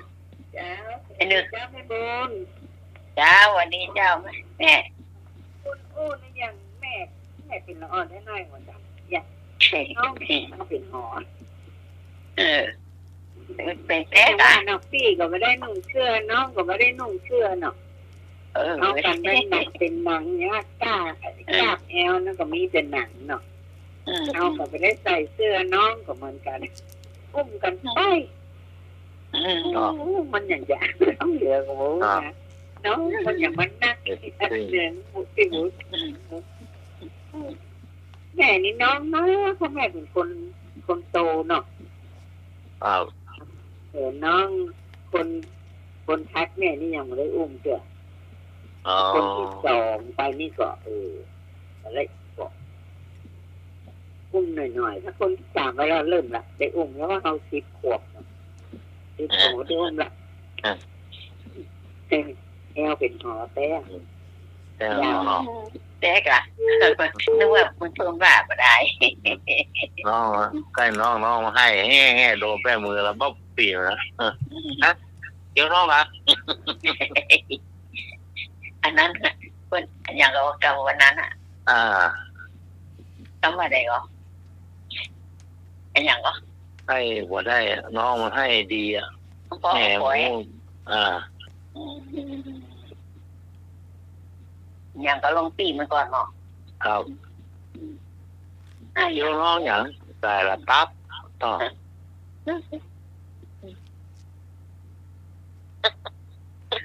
đúng rồi sao mà nó mắt nó như tờ nói nè mình chưa thàm vậy mẹ thầy tì đi ta mẹ bà tìแต่แม่ยิ้มเอายิก bà tìยิกเอาเอง แม่ยิ้มหนังเลยยิก เขายิกน้อยๆเจ็บเลย ลองเอาไปเฮ็ดมายมมาแล้วแม่ตั้งหน้ามันตึงรับตายิบกลัวเฮ็ดยม ครับ ต้องใหม่มาละ มาแล้วครับ มาละ มาแล้วน้องนอนหลับแล้วมาแล้ว น้องมารับก็บอก ครับ เอาก็ไปโทรเบอร์แกก็มาใช้เบอร์เฮา นะเออ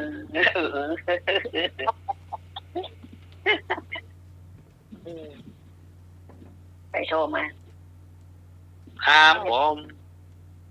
มาตรการเจ้า มาตาครับหลวงตา อ๋อหลวงตาไม่สาเจ้า ครับ โอ้หลับไปหน่อยหนึ่ง เพิ่งตื่นเนี่ยใจเย็นแว่ว โอ้ ๆหลับไม่ได้ทำอะไรอะนอนฟังแล้วหลับทีแรกก็ฟังอยู่ พวกพวกกินพวกใกล้เตียงแล้ว จะหาย เนาะ ผ่านปัญหาอะไรไม่ลืม โอ้กินน้ำกินไว้ ไม่ได้ถามนี่นี่ตอบแล้ว ครับคำบอกเก่าครับหลวงตา เราจะถ่ายมั่งได้ไหมเนี่ย ครับ ผมแล้วไงนะ หลวง ใช่แล้วดิ27 นาทีแล้ว5 ทุ่ม 27แล้วเอาหน่อยนะ เจ้าว่าใดหลวงตาว่าใดเจ้า เอาพักมาเดี๋ยวนึกไม่ออก โอ้ โอ้มาตั้งนานแต่นึกไม่ออก เออ ไอ้ที่ไม่ก็เพิ่งตื่นนะยังงงเงียอยู่ทีแรกก็ฟัง อ๋ ดู อครับเดี๋ยวตั้งเสากันตั้งตัวกัน เอาแขน เรา เอา แค่ว่าเหนื่อยเนาะ ตั้งตัวก่อน ก็เดียวก็มาอ๋อก็ได้ เอาแม่ เดี๋ยวมา ขอบ ใหม่ คุณ ก็ได้กรรมเดียวอยู่อ่ะ โชคดีนะปีใหม่ก็ อ่า มาใครเครียดทุกตนขออยู่เย็นเป็น ครับ ปีใหม่ ดาว ก็ วัดเจ้า ก็เหมือนกันแหละ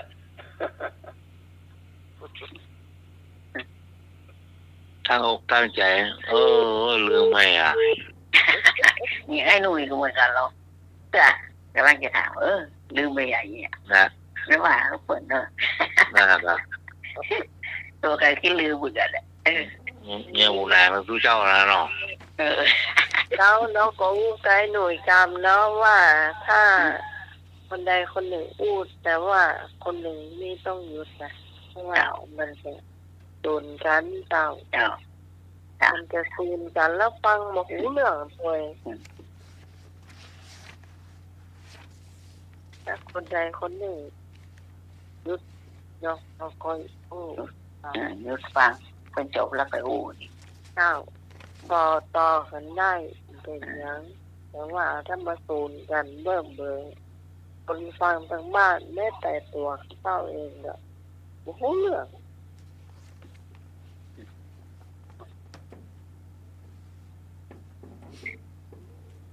ต่อก็ กำเห็นกำหนึ่งกำกันแล้วกันเนาะทำเข้านอกก็เดี๋ยวก็ไปเนาะเสียเนาะสมา น้ำไม้นำเสนอหรือว่าหันสมา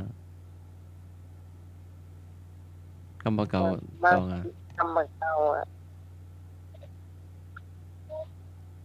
โอ้ถ้าส่ง30นะคะ โอ้ยเนาะแป๊บ ยามเป็นดีมีเก้าป้า10ป้า เสื้อพุทธหลังขาดหน้า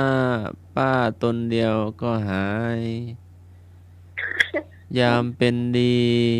มีเก้าป้า10ป้า เสื้อพุทธหลังขาดหน้า ป้าคนเดียวก็หาย ลองจ้ะถ้าเรามีใส่เสื้อผ้ามีสร้อยคออย่างงามๆใส่นะโอ้มีแต่ญาติพี่น้องเนอะเป็นทั้งว่าหรอใส่เสื้อผ้าดีๆนี่คนจึงนับถือฟ้องแต่ว่าถ้าใส่เสื้อพุทธผ้าขาดจะไม่นับถือเราเป็นญาติพี่น้องหรอพอเขาตุกเลยตุกอะที่วันนั้นเรื่องใหม่ก็เล่าถึงประวัติแม่พ่อของแม่นะที่เป็นไอ้ตาตำในก่อนที่เป็นเดินยุ่งไปสาวว่ายังพอบ้าเมียสาวเลยกะยังอยู่ตุกเป็นอยู่อะ วันนี้ใครตาเนี่ยบอกเขามีสตางค์กำลังตั้งตัวอยู่แล้วอยู่โต่งบัวเจ้าเป็นที่คนเล่าฟังนะเนี่ยเดี๋ยวนี้มาถ่ายละบ้านก็อยู่ดีละให้ตานก็ตานได้ละอยากไง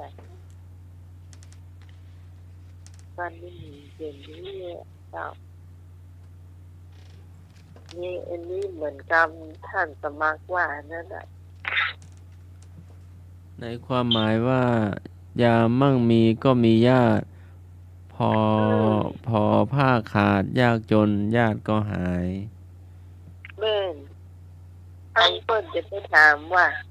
โอ้ระวัง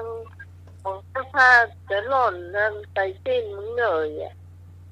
สิ้นแต่ว่าสิ้นมีผืนเดียวจ้ะไม่หรอก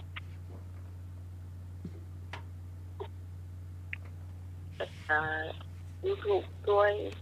เนาะทำดูถูกนี่มันจะดีอย่างนะมันทำเมื่อคนพยายามขึ้นนะสิ่งโดนตบประมาทมันจะต้องพยายามขึ้นเหนือหลายเก้าตัวท้อง่ายๆเจ้าผู้ฟังถ้าไปท้อกับกรรมของคนนี่ก็คงไปได้ขึ้นก็เชื่อเจ้า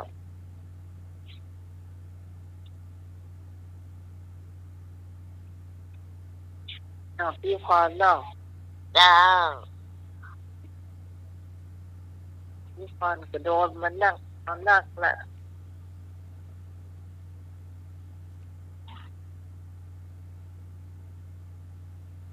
เนี่ยบางทีก็คำดูถูกคำนี้ไปกระทำให้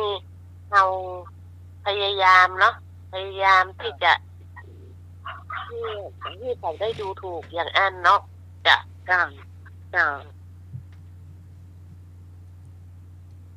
แต่มันก็ดีไปอย่างนะมันเป็นกำลังใจอีกอย่างหนึ่งที่จะได้ท้อถอยเนี่ยเนาะจ้ามันก็เหมือนน้องใหม่น่ะเจอเจ้าเขาป่าอย่างตั้งค่ายจาวิหารก็เจอมาละมันก็เป็นเหมือนกับว่ามันท้าทายเจ้าจ้าท้าทายว่าเขาเนี่ยมันมีกำลังใจที่แข็งแกร่งขนาดไหนในเมื่อเขาแข็งแล้วนะใครก็ทำอย่างเขาตึ้งมาได้เนอะนี่นะทำอย่างเขาตึ้งมันได้รับแล้วกะใครรับลุงนุ่ยรับปะกะดักแซ่บไปอ่ะเจียแค่หัวไปวันนี้พี่พรจะมีเสื้ออะไรมีเสื้อก่อนเสื้อรับเรามีเอาเลยลุงป้าหนูเดี๋ยวจะมีอันมีสองคนเนาะเป็นพี่กันน้องกันนี่ชื่อลุงตาหนาก็ไม่ยิงชื่อแม่คำบางหนาอีนะจ๊ะหนาหนาเป็นคนหนาคนลำบางเนาะถึงว่าหนาดังละหลังเนาะจะได้ฝันคนลำบางเนอะจ้าวันหนึ่งลุงตาหนานี่นะไปซื้อจีนมาบอกว่าคำบางซอยจีนให้บางๆนะเนี่ยเป๊ะคำบางนี่ก็ซอยจีนไปนั่นบอกว่าลุงตานี่นะบอกว่าจีนซอยให้มันหนาๆหน่อยนี่เหรอลุงตามหันก็บอกว่าคำบางซอยให้บางๆนะซอยไปเดี๋ยวก็หนาหมดยอมบางสักทียอมซอยบางหนาครับติ๊กลุงตาก็บอกว่าคำบางซอยจีนให้มันบางๆนะบางๆนะในคำบางกระตึ้งหมดเนี่ยหนาเข้าไปติ๊กเอาไปเอามาสองคนนี่เถียงกันเนี่ย บอกว่าให้ซอยจีนบางๆนะบางๆนะก็ยังไปซอยหนาอยู่เดี๋ยวจะเอาเคียงปั๊บหัวละนี่ก็จบไปละเรื่องเลยทำบางหนาทำบางหนานี่กันซอยจีนสนาติ๊กติ๊ก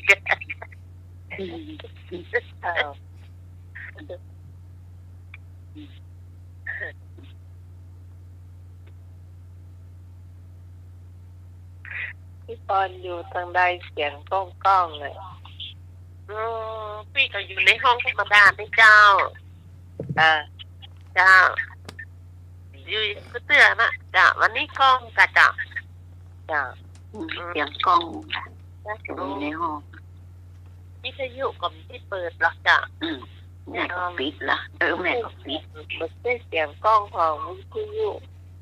กล้องมันกล้องห้องอ่ะน้ำมันห้องทื่อๆปะเนาะ ห้องเป็นกล้องมากกว่า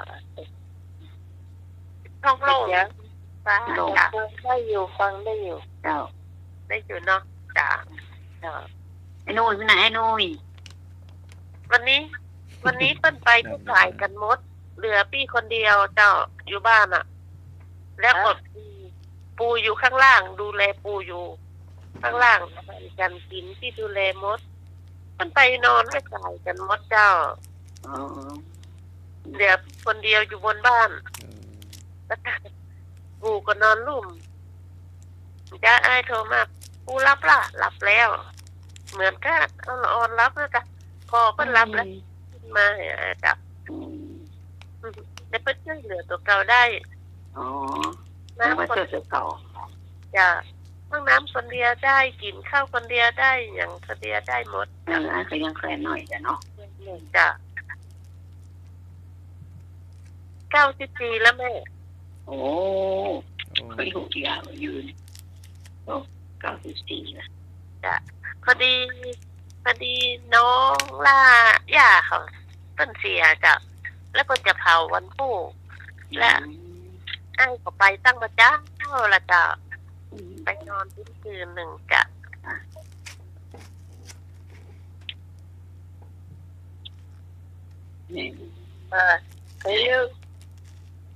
ไหนนึกว่าจะมาถามอะไรอย่างนี้ค่ะ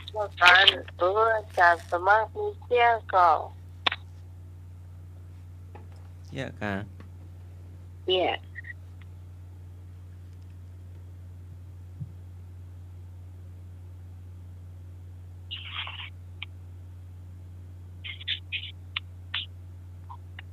แมวอ่ะบ่เคยหันอ่ะตกใจว่ะบ่เคยหันแมวเขาจะตกใจเนาะฟังล่นว่ะว่าจะมาแอลหาหน่อยอ่ะ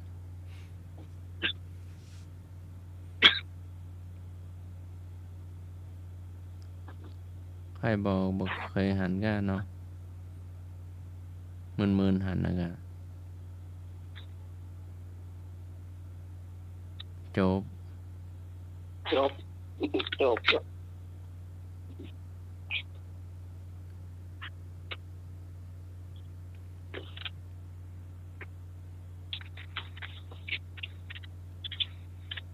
ลุงหนุ่ยมีก็หลับแล้วก็เจ้าเล็กเจ้าน้อย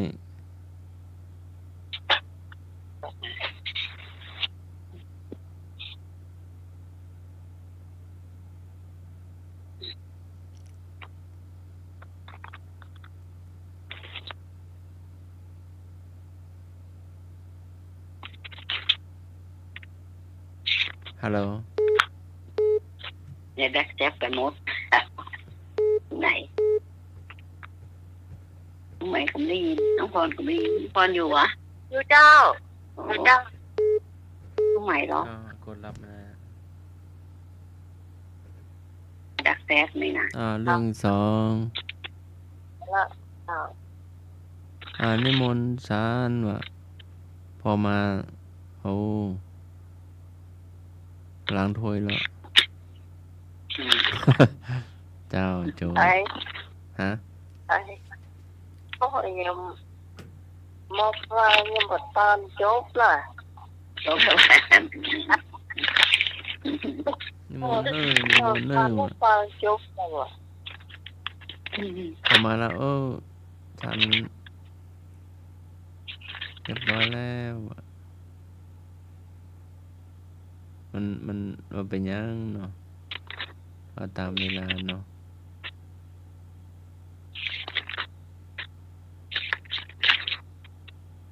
อันนี้มันล็อกก็แก๊ก แล้วก็เก็บ ไปที่ไหนมันหลอกเอาแก เลย อ้าวจบไป2 เรื่องเนาะ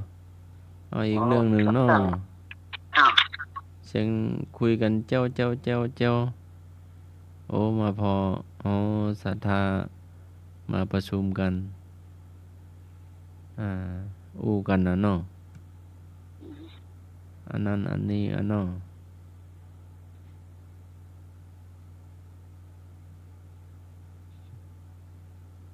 จบ4 เรื่องเอาลุงหนุ่ยรับแล้วกัน เจอสี่เรื่อง แล้วเคยรับล่ะไอ้สัตว์เนี่ย รับปุ๋ยแล้วก็ตอนนี้ก็อีก10 กว่านาทีเนาะ เอาอันน่ะอันอย่างบอก เอาอย่างอ้อแล้วกัน เจ้า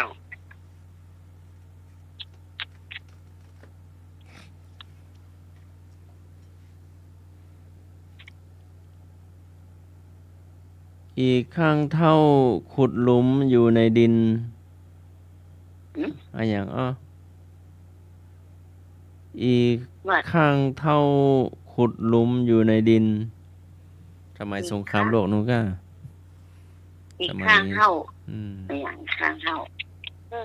อีกข้างเท่า อุดม แต่มันไม่ใช่เป็นสัตว์นะเป็น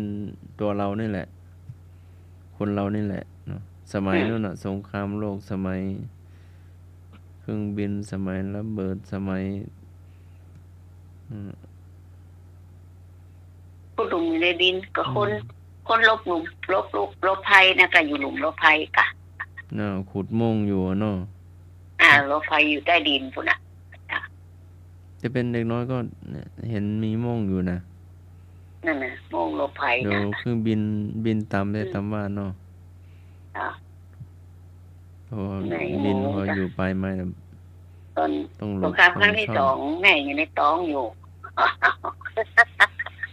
อยู่ในท้อง แม่นั่นน่ะแบบใกล้ฮ้อนนะเวลาอยู่ในดินน่ะคุดลง เย็นนี่ เจ้าเย็นว่าฮ้อนเจ้า พุดลึกเหมือนกันนะเนาะ จ้ะนี่พอประมาณน่ะจะท่วมหัวจ้ะนี่จ้ะ เดี๋ยวเขาไปนั่งกันอยู่ในอันนี้เนาะ จ้ะ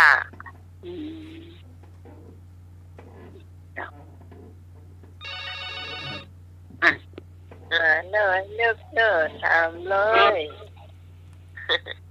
ขอถามมหาลัยสักข้อนะครับ ได้ก้า เจ้า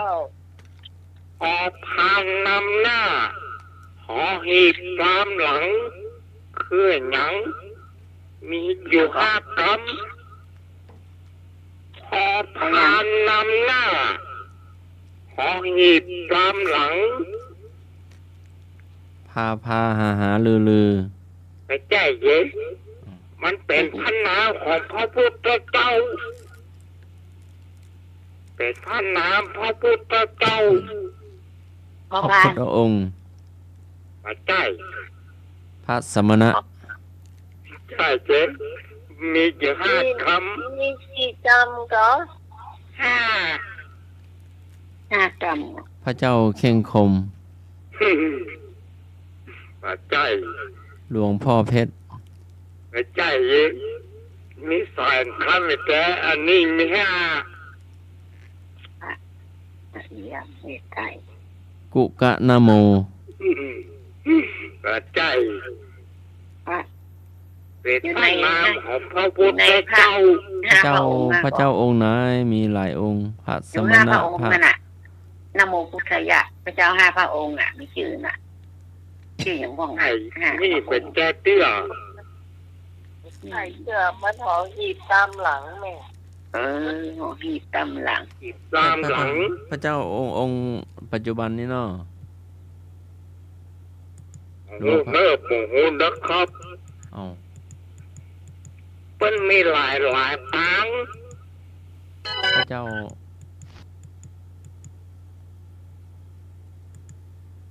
นามพระพุทธเจ้าเนาะ ครับนามพระพุทธเจ้า พระอย่างนะพระอรหันต์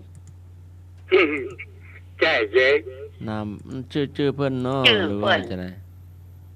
ครับ ชื่อที่หัวหีบสุดท้ายมีไผ่พ่อ สิทธัตถะ พอผ่านนำหน้าหอหีบตามหลัง พระ นี่อยู่5 คำ นะ พระตันหังก่อนพระพุทธเจ้า ใช่ พระเมธังกรพระพุทธเจ้า ใช่ พระสารณะก่อนพุทธเจ้า ครับ ไม่การสมัครสมณโคดมเป็นมีชื่อกี่ชื่อ สำนักโคดมนะ สามเณรที่ฟังอยู่ไม่พาฟังแล้วกรุณาตอบด้วย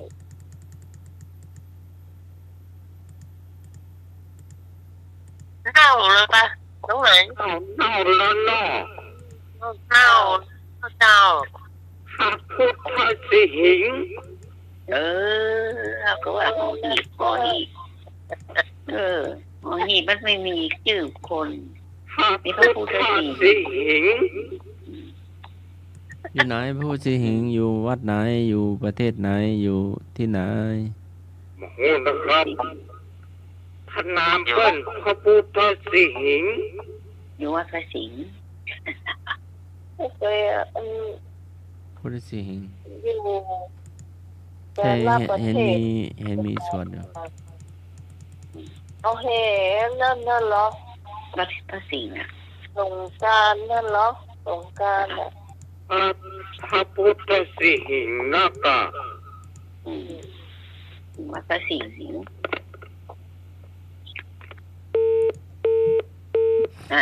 จบละ พุทธสิหิงเป็นพระพุทธรูปโบราณหล่อด้วยสำริดหุ้มทองปางสมาธิสูง79เซนติเมตรหน้าตักกว้าง63เซนติเมตรเป็นศิลปะแบบลังกาตามประวัติว่าพระเจ้าศรีละสถานที่ปฏิสถานที่นั่งพุทธไทยสวรรค์ดูอยู่องค์นี้อยู่พุทธสิหิงงานศิลปะพุทธสิหิงเป็นผู้รูปโบราณหล่อด้วยสำริดทองหุ้มปางสมาธิสูง79เซนติเมตรหน้าตักกว้าง63เซนติเมตรเป็นศิลปะแบบลังกาตามประวัติกล่าวว่าพระเจ้าสีหระมหากษัตริย์แห่งลังกาทวีปทรงสร้างขึ้นเมื่อพ.ศ. 700พอ700ว่ะอ๋อ เมืองลังกาพวกนี้ แต่รูปร่างท่านก็อุดมสม ใหญ่ บู เหมื ร อน ณ์ กันนะท่าน ก็ในรูปนี้ต้นน้อยก็มีต้น ใหญ่ตรงนี้นี่ ก็ ต้นใหญ่ก็มี สูงขนาดนั้นก็หล่อเอาไว้เนาะ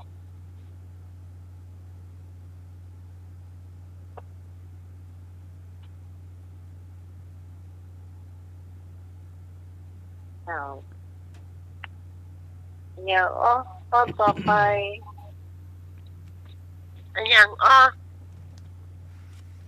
เอาแม่ถามมา อย่างอ้อคนสีฟ้าหน้าสู้ดินเจ้า หอย คอยจัด หอยแลบอย่างหนึ่งเจ้า ที่เห็นยาง เฮ็ อยู่ ดกินหอย เฮ็ดก็กินหอยแม่น้ ใจเตี้ย คนปลูกข้าว คนปลูกข้าวกับใจเตี้ย นั่นเป็นอย่างเป็นชาติแล้วเป็นอย่าง เป็นของใจจ้ะ เป็นของใจ นำเข้าตำเข้า ใจเตอเจ้าที่ผ่านไปวันลอยกระทงเนี่ยที่ผ่านไปลอยกระทงเนี่ยเอาใจกันนะเจ้า ตะลิ ใจ ง กันนะพวกกระทงน่ะ ตะ กะ ลิงย่อนกระทง ใจเสื้อเจ้า ผ่าไปติ จางกระติกใจเสื้อ ลอย ว่าได้ก็ ก้นสีฟ้าหน้า ตู้ดิน ใช่หน้าลงดิน หน้าลงดิน หน้าลงดินนะ ย่อนกระทงลงน้ หน้าลงดิน ใจเสื้ออย่างเป็นแนวนี่ ก็นั่นแหละ อันอย่างนี่ อืม ดีนะหน้าวัง ำเอาน้ำ ก้ เรา น ก็ได้ เจ้าหน้าลงดูดินนั่นน่ะ ลงดินนั่นน่ะเฉลยว้าว ว้าวไฟ หน้าลง อันหน้าลงอ่ะก้นมันอยู่ตั้งบน อ๋อ ขึ้นไปกินน่ะเหรอ โกงไฟ จ้าว้าวนะคะ กลมลอยน่ะ เจ้ากลมลอยนั่นนะจ้ะ อืมอืม ว้าวลมควันก็ได้ควันซึ่งเอาควันเข้าไปในมันสักคำเดียวมันโป่งแล้วมันก็ลอยขึ้นนะก้นมันอยู่บนนั่นนะ อืม ลอยขึ้นม อ๋ อ อง หน้ามันอยู่ตรงหนุ่มเนาะ เจ้าปากหน้ามันอยู่ตั้งเริ่มปากแล้วนะจ้ะ อืม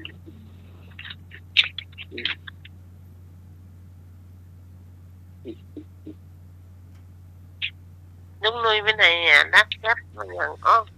ไปไหน ถ้าเราตื่นมาเราจะยะอะหยัง ลืม ลืม ตา ตา ลืมตา ลืมตาจ้ะ บ่มื่นตามไปตื่นได้ไหนเนาะอืม อ๋อว่าไหน ลูกไก่ขาวปลาวาวลงเฮือน ไก่ขาวเปล่าหวาวลงเงิน ยังจ้ะ ลูกไก่ขาวเปล่าหวาวลงเงินอ่ะอย่างฮะเคยอยู่แล้วนานเคยได้ยินอยู่นะเรื่องมันออก อ้าว เปล่าหวาวลงเงิน อ่า มันเป็นของใจบ่ มันอยู่ในตัวเราเนี่ย ฮะ อยู่ในตัวเรา แต่เรา แต่ตัวเราเอง เอาออกมานะครับ เอาออกมา น้ำมูก แม่นว่าฮะ ใกล้ๆกันน่ะแต่ออกจากคอ อันนี้ออกจากคอ เลด เจ้าน้ำลาย คนทม น้ำลาย คนทมน้ำลายวะลูกไก่ขาวปลาวาวลงเฮือน อ๋อมันโถมน้ำลายลงเงินแล้วเนาะ ถ้าเอาอย่างอ้อตาซุกหูบดีว่าแตน อันอย่างก็อย่างสู้หู อย่างซุกหูขาซุกหูบดี อ๋อ แตน สู้หู บดีว่าแตน สู้หูมันจะไปโตกะ ใช่จ้า เป็นของใจบ่ เป็นของใจขาซุกหูบดีว่าแตน ตรงนี้ว่าแสนนี่ จ้าบดีว่าแตนบอกไม้ไม้ขาจำอ่ะใช่ เนี่ยก็โซนหูเข็ม ใช่เจ้า จ้ะ ค่ะตาซุกหูบดีว่าแตน ดีว่าแสนสู้หูใจหูเนาะหู หู แล้วควักขี้หูอะค่ะ ใช่ นี่กูใจได้เนี่ย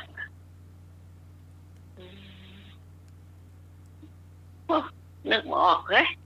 เน่าแว่นตาแว่นว่าแต่ยันนะแว่นตา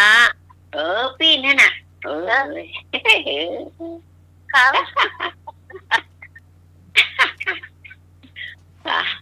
ว่าแต่แว่นตานั่นเถอะ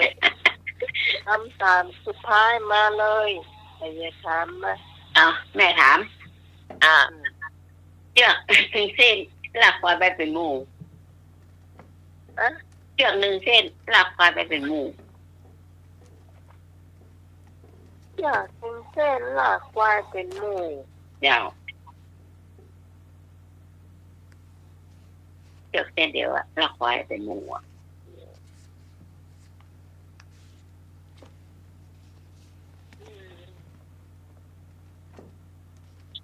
เป็นของใจปะเนี่ย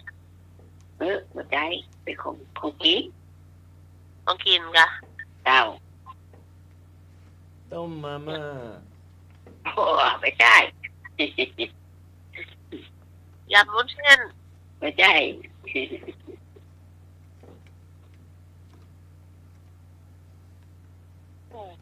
เส้นหลากควายเป็นหมู่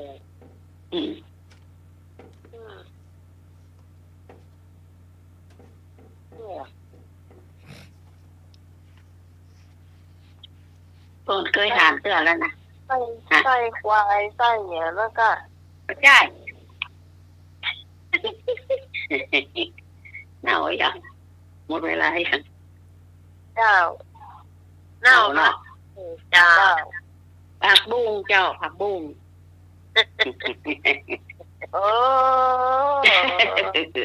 มันยาวเลย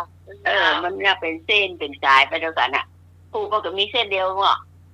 มันก็ออกมาแบบเป็นเส้นต่อกันต่อเลยแม่กับพี่พรลาเลยเจ้าแม่ลาก่อนเนาะวันนี้ค่ะขอไหว้สาท่านอาจารย์เจ้าไหว้สาท่านสมาชิกเนอร์เจ้าแล้วก็สวัสดีน้องไม้สวัสดีน้องพรจ้าสวัสดีจ้าไอ้หนุ่ยรับไว้ละปล่อยรับไปเถอะเนาะจ้าแล้วก็สวัสดีทุกท่านที่ฟังอยู่นะเจ้าจ้าสวัสดีจ้าหน้าติดปากกันใหม่เนาะจ้าทุกคนรับกันดีนะจ้าสวัสดีเจ้าสวัสดีเจ้าตามสมัครเจ้าโอวะเทยานุสาเสยะอาสาภาจานิวาระเยสตังหิโสปิโยโหติอาสาตังโหติอัปปิโยบุคคลควรเตือนกันควรสอนกันและป้องกันจากคนไม่ดีเพราะเขาย่อมเป็นที่รักของคนดีแต่ไม่เป็นที่รักของคนไม่ดีคุตการนิกายธรรมบท25/25ค่ำคืนนี้ก็กราบนมัสการและขอเจริญพรขอบคุณคุณผู้ฟังทุกเสียงทุกฝ่ายที่มาช่วยกันจัดรายการธรรมะแปดเสียงค่ำคืนนี้และเจ้าขอบคุณอาจารย์สมาธิยานศิโลรองเจ้าวาดวัดพระหินเจ้าขอบคุณคุ้มในการสถานีอาจารย์สมุวิศวะวรศิโจและเจ้าแล้วก็คุณผู้ฟังทุกท่านเราจะมาพบปะกันใหม่เจ้าสำหรับพระเจ้าพิสมัยสุริโยดอนจากบ้านดอนปันบนเหมือนแก้วดอนเมรินต้องลาคุณผู้ฟังไปเพียงปีก่อนสวัสดีเจ้า